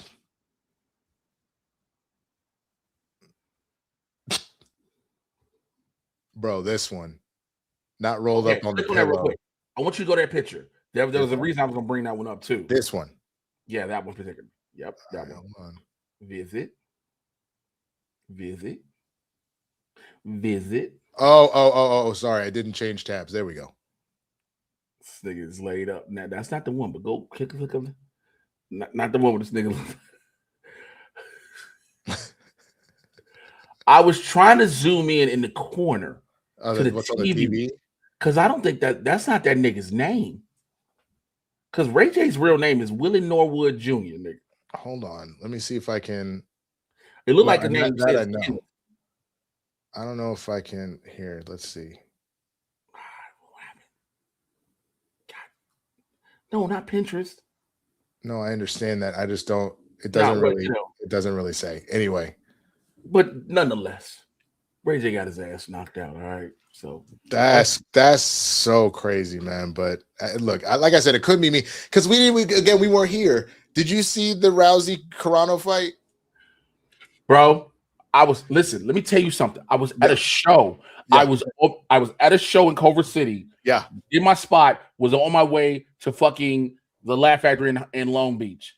Yeah. Nigga, before I got off stage and walked out, it was starting and done. Nigga. So I was going, you remember my homegirl Jen, right? Yeah, I do. It was her birthday. Why did you say it like that, bro? Wait a minute. Why did you say it like that? I said, you remember my fridge? Yeah. Oh, hell yeah. Let me tell you what. Because Jen found it. Listen, this is an old school statement. She found it at Froghead, nigga. Yeah, that brother's starving. Yes, sir, brother. I know Matt played that, but she's also a black woman. You wouldn't be attracted. It was damn. It was me. Oh, that was you. Oh, okay. Jay, it was me. I want him to know that I am the one that did it. That's a callback. That's a call. Where the bitches at? It's supposed to be titties. Where the fucking titties and the bitches? One year we was at New Year's Eve at Winston's old place, and she came. It was a lingerie party. And when I tell you, I was like, I'm telling you how good my God is. I said, I have never seen I've like seen women in videos and pictures and things like that. I've never seen a sister that fine up close and personal. I was like, I am in love. What do I need to change in my life to get to you? Respect. Well, what I was gonna say is it was her birthday that weekend, so I was on my way to Long Beach because she had her birthday. She lives out there, and for those that don't know, driving from the Valley to Long Beach at minimum with no traffic is like a 45 minutes, 45 minute drive. It can be longer with traffic. So I have been known to maybe or maybe not have my phone on to the side while I'm driving somewhere, but I literally am on the last stretch of the freeway and I'm like, okay, this fight starts in like a minute. I just need to get off the freeway so I can pull over and watch this fight and just watch this fight. You didn't need to do that at all. The fight started as I got off the exit, as I'm waiting to turn so I can go and put my hazards on and watch it. It was over. It was already over. 17 seconds. She got her to the ground and got her in that armbar, and Gina said, and that was. Here's the thing. I don't know there are people who literally believed that Gina Carano had a shot. Here's why I told everybody Gina Carano never had a shot. Do you know how long it had been since Gina Carano had a fight? 17 years. What is this nigga pointing down for? He was pointing at you. He agrees with you. He's agreeing. Oh, with yeah. It's been 17 years. 17 years. Ronda Rousey. And you're leaving out another key moment that she said multiple times. She was pre-diabetic on the edge of it and dropped 100 pounds. Yes. The other thing to keep in mind is when you lose that amount of weight, yes, you're in shape now, but your body doesn't take things the same way. So even the idea of taking shots, you're not as sturdy as you were because you just... Right, all of those things. But yeah, Matt, you were saying it. But also, it's like Ronda Rousey has, for no matter what people may say, Ronda Rousey has stayed active from being in the WWE, doing the blood sport fights, all these different things. Ronda has stayed active. Ronda could still. People be like, Ronda can't go. Nigga, you a lie. She could go. The only thing that I could understand that people were bringing up is because of the way that her two losses went down. the idea that it may have affected her mentally, does she still have the tough to get in there and go and up against some of the top tier right now? And that's fair, because anybody that loses any number of fights like that, it will potentially rock your confidence. Wait, so Black man, are you talking about, does Ronda have any legit? Ronda's a world judo champion. Not only is Ronda is second. both a former MMA champion and a bronze medal Olympic champion and a judo world champion. I think they're talking about Gina. I think they're talking about so Gina Carano. Yes, Gina was essentially the same way that Christy Martin was kind of the beginning of like women's boxing kind of taking off. Gina Carano was the start of women taking off in MMA. The reason why she beat that ass exactly. So part of that whole situation is just that she was. You got to think about it the way, like when you think about the NBA and we be talking about some of them people, it was like, man, they didn't really have no niggas playing basketball yet. Like the talent just wasn't getting there to that point, which is why Bill Russell came in 11 rings on your ass. Like it was nobody's business. It's the same thing. Gina, for being the innovator into the sport, you got to give her credit for that. But the amount of raw athleticism and everything else that has come at this particular point does not compare to what is in there right now. Oh, it was before Cyborg came in. Okay, sorry about that. But, so Gina to that point was like she I want to say she ended up like 7-1. So like she literally once she lost that one fight, after she had that loss, she went into TV and film. Yeah. Yep. Do you think Ronda was ready for retiring immediately after? Matt asked her. No. I don't think so. I think as she said, they're like, "Are you back?" She goes, "Hell no, I'm gonna go have babies. I'm out." Let me get this paper and I'm out. Ronda finna go get her AEW bag, which means for those who do not understand, she was making money already. Vince was paying her hand over fist in the WWE because she brought eyes. She legitimized the women's Listen, I'm gonna say this, and this is a lot of people may not want to agree with it. A lot of people may want to disagree with it. The women in the WWE in professional wrestling, when you had the Divas Revolution or whatever, the Women's Revolution, excuse me, they were changing the perception of women's wrestling. These girls were coming in and they could work and they could go and they could go. They still had not become yet the point past of, oh, here's the bathroom break match. But if you sat and watched them, these women were putting in work in the ring, and over time it elevated. It was not until Ronda Rousey comes along that the women are the main event of WrestleMania. Mm-hmm. Yes, you have Charlotte Flair, who is a Hall of Famer for sure. Becky Lynch, who becomes one of the biggest stars ever in the history of the sport. But it is not quote unquote legitimized until Ronda Rousey hits it. And you even have Charlotte on record saying that, as well as Becky. They would have never given them the main event had Ronda Rousey not been there. So she was making money hand over fist. Now she's in AEW. She hasn't officially debuted yet. She's debuted, but she hasn't had her match, I don't think, yet. But she's going to get paid exuberant amount of money. An exuberant amount of money. She is. So shouts out to her for the win. I mean, I will still say, regardless of how you feel about Gina Carano's politics and everything else, if we're just talking about the actual feat of dropping everybody. Well, it sounds like I'm going to finish my thought and then we will get to that. I wanted to catch the perfect time when you said the word. I was like, let me get the word. Let me get the timing together. Bam. Shouts out to Villa Wolf with the $50 donation that put us over the top. So now we are at our second shot of the day. Go ahead and finish it. We will. All I was going to say was, man, you know how fucked up that is to do to my ADHD. I may not even remember the fucking thought. Shouts out to Gina, regardless of what you think about her politics and everything else. If we're just talking about the idea of someone being that far retired from an athletic career, being over 100 pounds overweight, that close to having full-blown diabetes, to get in that kind of shape, to be able to get in the ring, to even last 17 seconds against the armbar queen, because that's what Ronda would do. A lot of people don't remember. Ronda would get you down within 20 seconds. And that's if she got that armbar, it was over. Thing. That's a judo thing. Mm-hmm. So shouts out, at least I can give her props for that, because that is actually an insane feat to pull that off as far as that goes. But it is time for another shot. Thank you to everybody that supported, but especially to Villa Wolf for that support right there. Hey, Kazra, can you see this? Just in case you're watching. Just in case. I'll put it above my head. Just in case. How about that? It's above my head. Just in case. Hold on. Wait. Let me turn yours again to the camera, please. Just above my head. It's above mine. Yeah. All right. There we go. Jesus. Wow. Oh, Jesus. Ooh. What a rush. All right. The X-Men 97 Season 2 trailer drop. I want us to watch it with y'all. I'm going to play it on low. We can talk with it. This way we can keep from getting the strikes. I'll figure out how to do it. Damn it. I already recorded my shit. I just had time to put it up. You dirty bastard. You're not going to tell no niggas? No, I think you should have known I was going to do this. But again, one of the things I do love what we're seeing now is we're talking about how they're through time. How you have the X-Men, the group that's in the past with Insabanur, who will become Apocalypse, and the group that's in the future who will be dealing with. You gotta learn how to roll your R's. Insabanur. But what I'm hoping we really show is the arrival of the Celestials.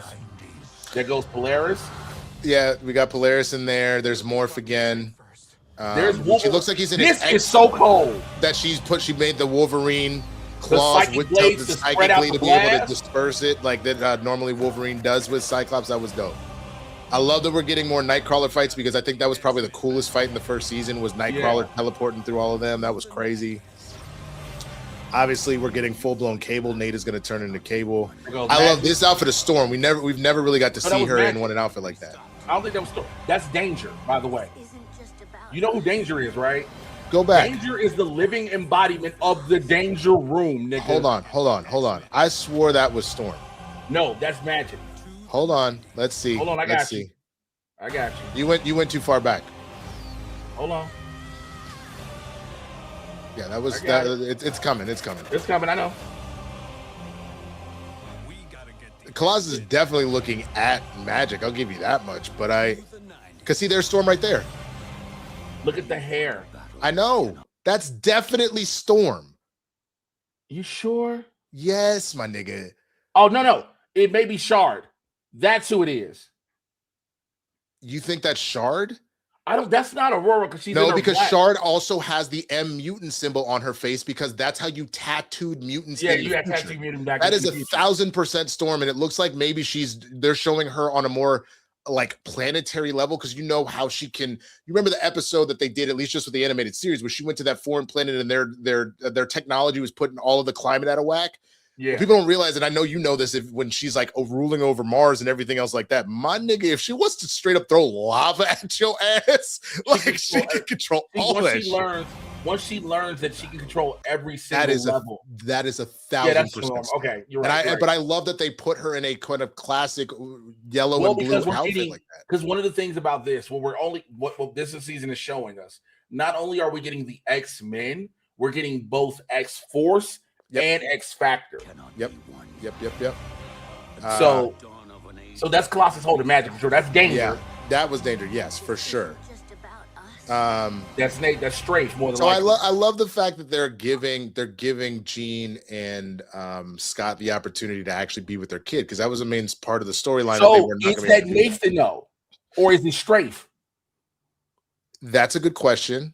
I can't really tell. We don't know yet. That's the thing. We think, but I thought Strafe doesn't actually have the virus. Right. This Nathan doesn't seem like he has the virus. He did. They showed it earlier, though. Look at this. Look at this, Nathan. No. I know. Hold on. There is. No, I understand. There is one that absolutely has the virus. Well, they showed a younger him with his hand in the little portal thing. Yes. I think it was right here. Strife, not Strafe. Strife. I mean, I'm sorry. Thank you. Yeah. I took a shot. So there's Storm again. Right. There's Nate because there's his hand and then the little white strip of hair on him. Is it Strife? But I thought Strife didn't have the white hair though, or the techno-organic virus.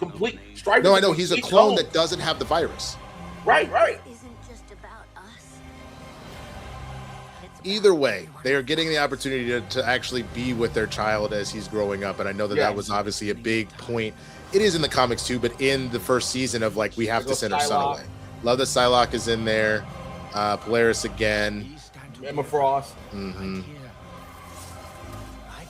I hope they there was Strife right there. I think that was him. He's normally in silver, but I think that purple outfit was actually there's a different rendering. I'm gonna try and pause it right. Yeah, try to catch it. Right. Nope, too soon.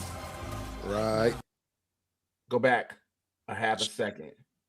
Yeah, Deadpool's in it too. I know there's a Deadpool. He's definitely in it too. He's a quick go through it. It goes so fast. Yeah, it goes so fast. I can't catch it. But, that's Exodus. Someone's saying. Oh. Yeah. Okay. I mean, I'm ready.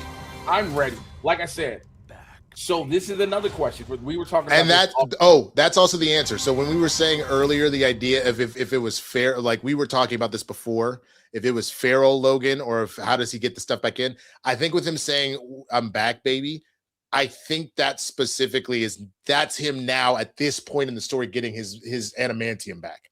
I think he probably is feral most of the season, and then this is the point where he finally gets his shit back. Okay, so it's not until later in the season. I think so, because this looks like the end. Like this does not look like the way they sat there, and because he looks blasted and torn up from like after what happens or whatever. So like what I'm basically saying is, for those who don't know the story, when Magneto takes the adamantium out of him, which happens in the comics, which I'm so glad they did it damn near panel for panel. Bro, that was so brutal. That was I remember sitting up watching it in my apartment. I think it was like midnight, 1 a.m. Yeah, it was. I was like, because I called you because I was like, I know you're awake. What? Bro, we were like, they fucking did it.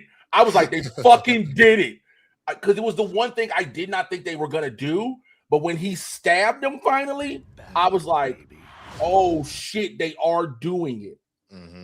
And this is why the show is Blerds N The Hood. When he stabbed him, I was like, because that's the moment when he stabs him, he like, you in these metal You know what? I'm tired of playing this game. Which one? When Magneto, when he said, like, you in the metal claw, like, metal. I'm sick of this shit. It was actually, it's so funny because it is one of those things like, why do you ever bring Wolverine if you're going to go fight Magneto? Because at one point, Magneto has that moment, because he has to, the crazy part is, Magneto has to have a moment of realization too.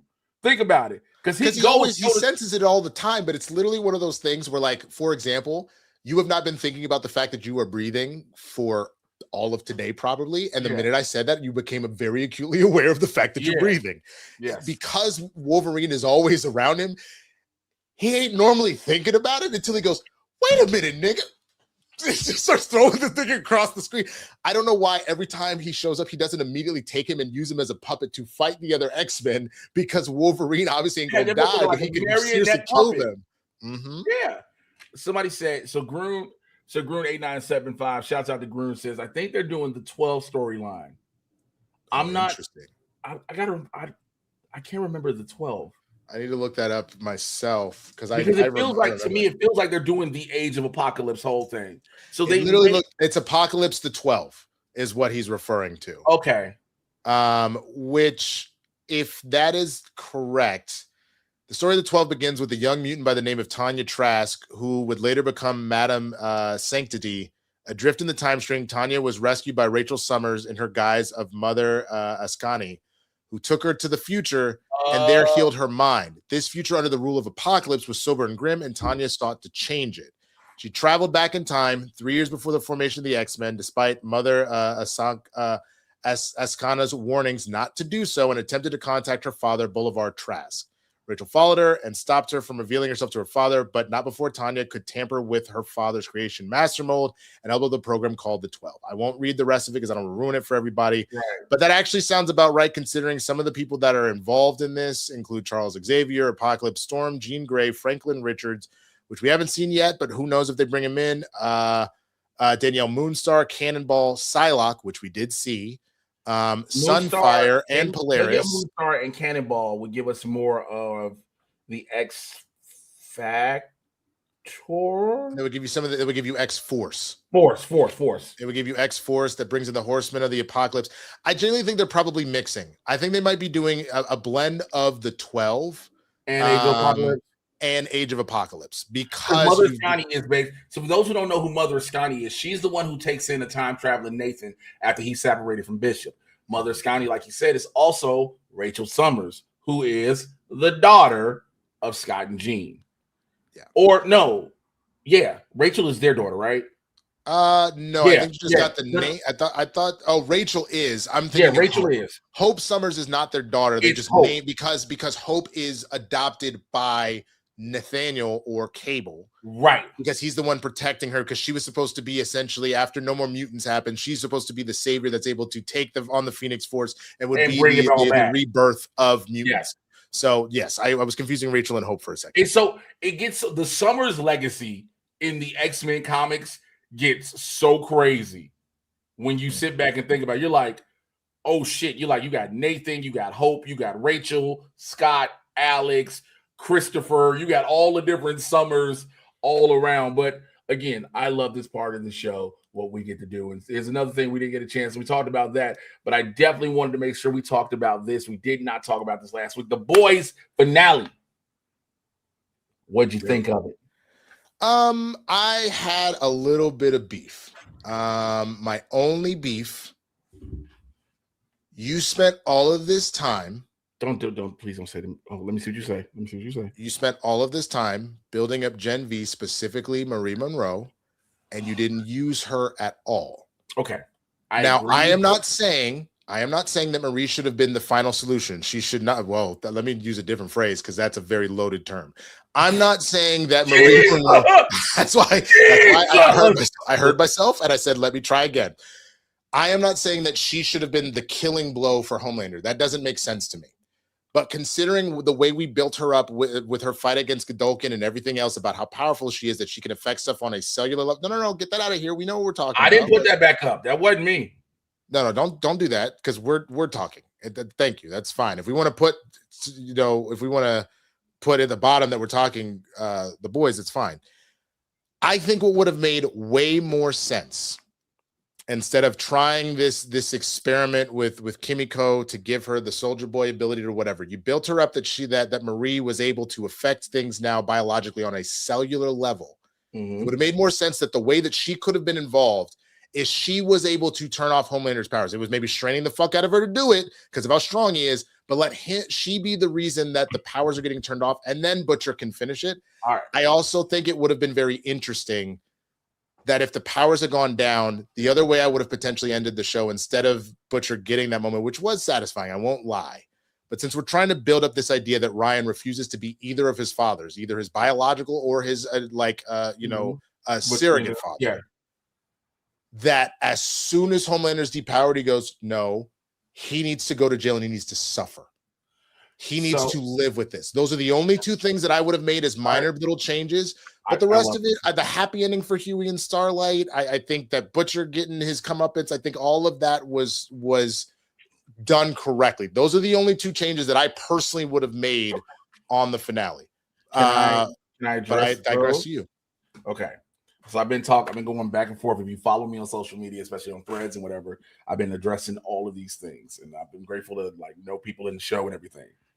The issue with Marie, we built up this whole Odessa thing, but also remember, Gen V brought up one important thing that never was introduced. The virus is more. But I understand the virus. Marie's whole thing is she can control blood, but what you got to remember is the reason they kind of pulled her to the side is because of Starlight. Reason being, remember, Starlight recruits them at the end of season 2, right? Right. Start along with A-Train, you part of the war now because you've seen all the shit that's going on. Right. But in the midst, what we see in between 4 and 5, how is Starlight is broken now. Sure. Right? So the one thing about Starlight, because this is how it all ties into Starlight's story. Starlight's whole thing from the beginning was, any January is a little girl full of light and hope and all these big aspirations and dreams. Mm-hmm. Her mother told her that she was chosen by God to be a superhero. Right. So for her whole goal in life was to be part of the 7. Right. Gets to the 7, is assaulted by the Deep, and then realizes, this ain't the shit I thought it was. We really don't save anybody. Right. It's all a marketing ploy. Right. So throughout this show, everything she believed in is stripped away. Sure. So her hope is gone. Right. So when she brought the kids in, she knew she had a whole bunch of belief in everything.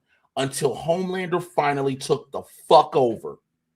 So once he took over and now people are encamped, she's broken. Remember, it takes MM to really try to get her to remember who she is. I understand that. Where are you going? Because you have not yet presented a rebuttal to anything I said about Marie or Ryan. She didn't want to risk their lives. But see, the problem with that is that was a storyline that was already done in Gen V about Marie, who also did not want to be in this fight. So I don't give a fuck how Annie feels about that, specifically because of how this was built up.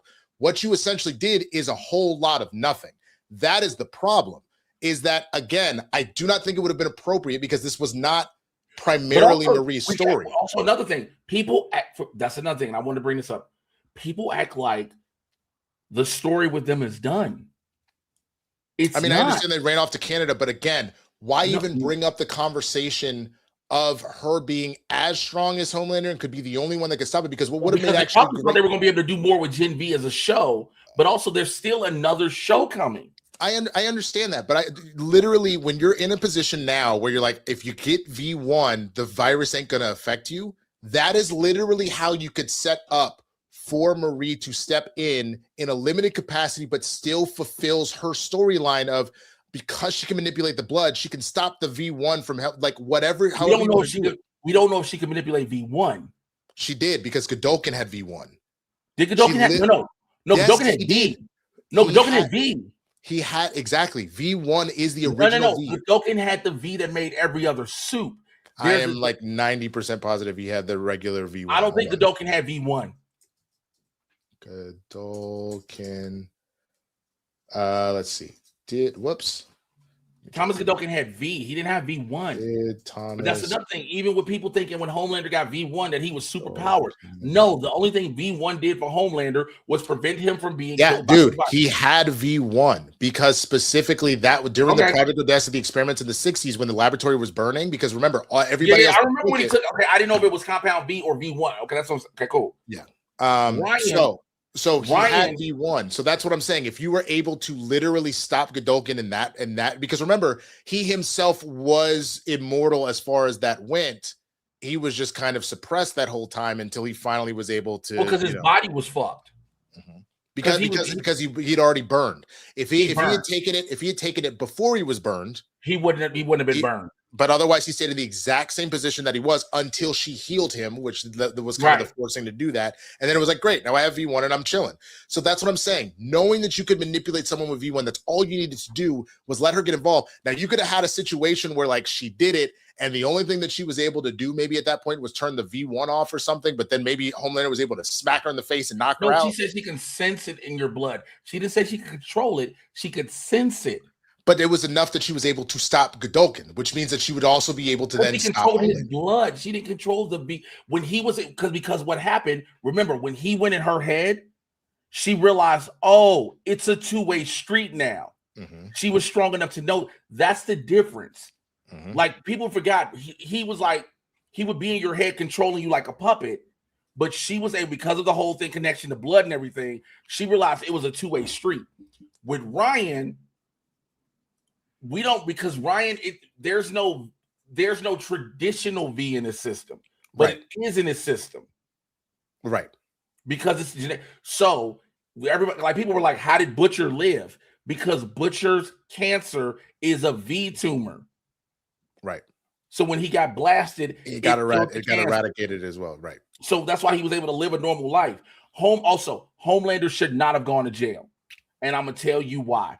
Because somebody would have tried to give that motherfucker V. But see, what I think what would have made more sense and would have been very interesting is that you do have a scenario where he goes to jail, and then all it takes is one motherfucker that saw that video, because you could put the video back out there about the plane.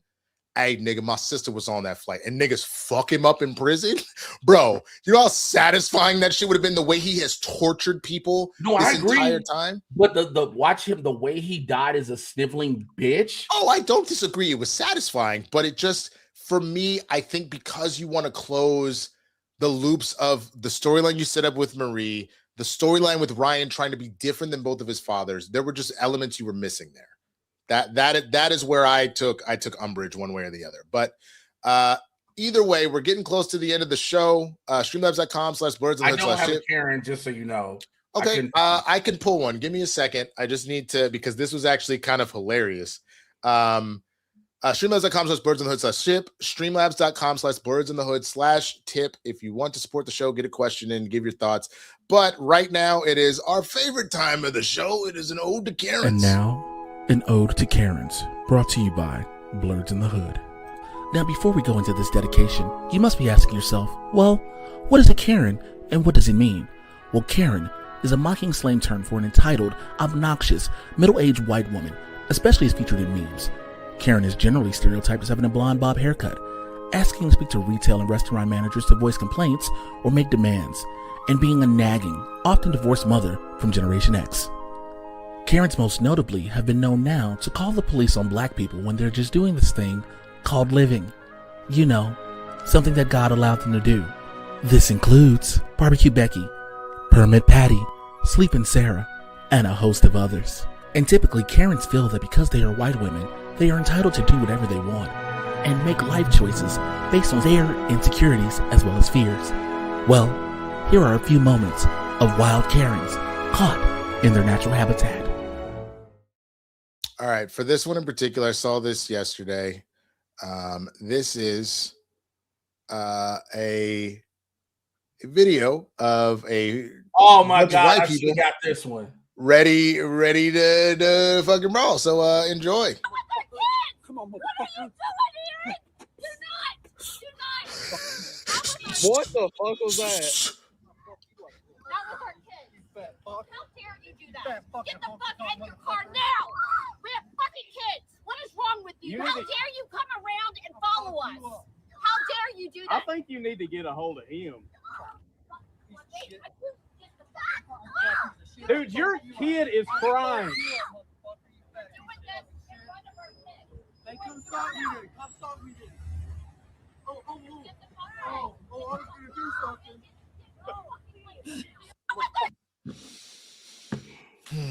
Timu Walton Goggins was out here trying to be on this shit. Bro, not Timu Walter Goggins, yo. The ghoul ain't got no damn spirit. Like,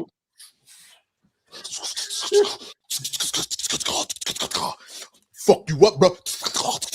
Bro, the fact that the daughter was hitting pitches she didn't even know she could hit, talking about that. Like, he never actually fucked anyone up.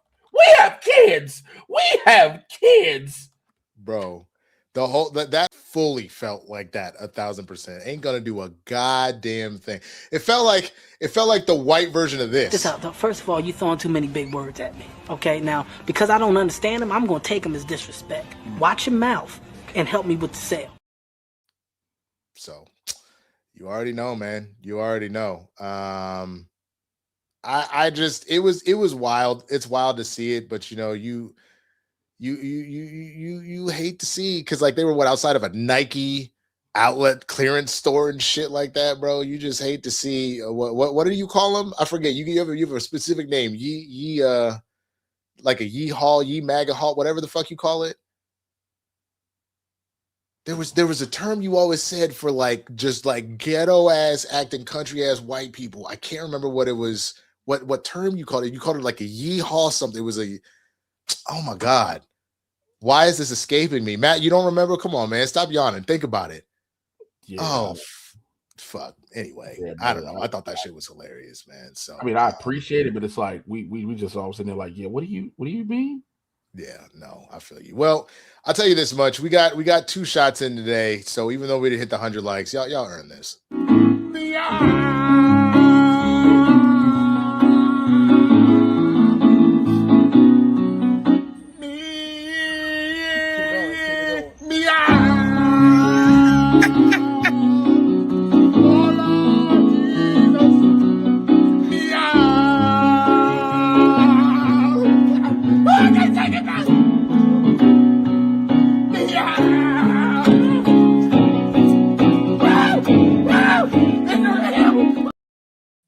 That is a staple of this damn show. Listen, we want to say thank you to everybody who rocked with us today. If you watched on the Blerds N The Hood YouTube channel, the Blerds N The Hood Twitch, or if you watched from my YouTube channel, please go over and subscribe to the Blerds N The Hood YouTube channel. If you are watching this from the first time and you just happen to see this from either me posting it, Winston posting it, maybe even Matt posted it, or Dwayne, please subscribe to the channel here, the Blerds N The Hood channel. We're trying to build these numbers up. We can only do those with your help and your spreading the word about that. Make sure you are following us on social media, on Twitch, and also, again, the Blerds N The Hood Patreon is fully available. Do you have that screen available? Probably got it down. I have it closed, so we'll get back to that. Plug your stuff first. All right. Y'all know, though, for me, follow me on all social media platforms. MrJayWashington, MrJay. You should know how to spell Washington. I will be back here next week. Again, of course, if you are in San Diego, I will be in San Diego, California this Saturday. Got a bunch of other shows I'm trying to build up. I am setting up Louisville, Kentucky for October, as well as Bozeman, Montana, in October. I'll be out there working on trying to get some other stuff closer. San Diego, I may not be at San Diego Comic-Con, but I will be down there for Doug Loves Movies on that Wednesday at the American Comedy Company. So that's coming up there. All of those things. But again, please follow here, and I'll pass it over to my brother, Winston A. Marshall. You can find me at TheSwaggyBlerd on all platforms. You can have my original X-Men 97 Season 2 trailer reaction will be up momentarily after we get off of here. I just need to upload it so you can check that out. But I have a lot of other stuff on there, reviews, comedy, commentary, all of that good stuff. You can find me on Tuesdays with John Roca doing Spill the Tequila. Obviously here on Wednesdays with Jay doing this show. Fridays with Christian Harloff doing the Christian Harloff show. And then again, follow me on social media as a whole. So any of the stuff that's coming out, you'll be able to see where that's popping off. Any of the acting projects or anything that I got going on, I'll announce there as well. And just the general stuff that's going on. And last but not least, as Jay and I mentioned previously, please check out our Patreon. Again, here, I'll put that full screen actually. You've got 4 different tiers to choose from. Join the neighborhood after dark, the block party, and that's some serious chicken. Find out the one that works for you. You can check out the tiers and all the stuff that it entails. And really, if you want to support the show, that is one of the best ways to do it. Understand how much I had to suck it up to go ahead. He really didn't like it. And we were like, but bro, that's why it has got to be the top tier. And so he was like, all right, you right. If it's the top tier, meaning there's only so many of those. That's man, something we made. I was like, I'm limiting this bitch to 10.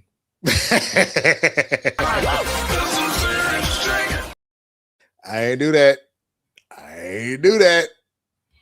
Man, I feel like the roast just got so much worse for Matt just for that. But either way, thank you so much for watching this live. The roast. We're looking at possibly Father's Day. Now, given the fact that there's something Matt will never know about being a father, I'm going to, he'll be a great stepfather, but Matt shoot blanks.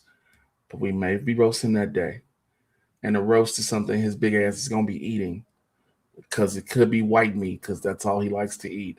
We know he don't like black women because that's a thing to him. Black women in the chat have even said that. But we're going to roast Matt that day. And Matt hopefully will have a haircut and not look like the nigga at the self-serve gas station that holds your squeegee. I got that for you. Okay. So with that being said, I'm very no. Stop looking like that. No, I'm saying this with a calm demeanor right now.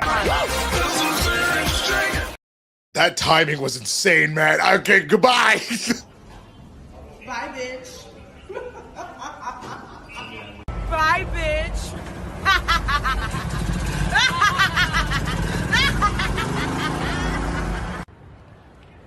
Bye, bitch.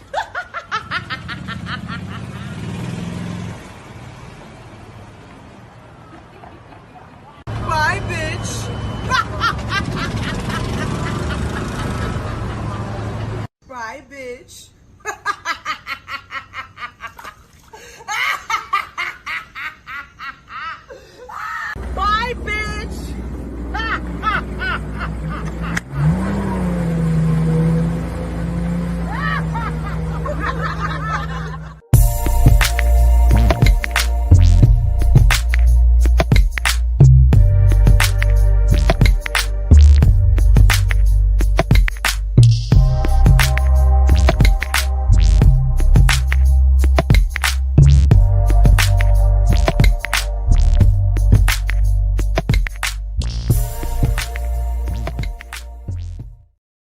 That was Something diabolical. else that's funny. No, fuck all that. Matt sent the thing to our private chat. Was like, I like Asians and Hispanics too. Still ain't said nothing about black women, but also I read that as I like aliens and Hispanics too, because I believe you'd fuck a green bitch over a black chick any day of the week. Let me tell you something. Now I believe Matt would fuck a purple people either. What else? Let me tell you. Oh, now you can't speak. That was a good one. But here's the thing. Memes ain't gonna stop me from roasting your bitch ass. I mean, he's not. That's exactly why we're going to do it. So I very much look forward to that. Don't miss it, man. I might do it on my own. I might do a roast in advance of the fucking roast itself. I might just go live and just roast this nigga just because. Shut your stupid ass up. Say that, folks. What did your dumb ass say it?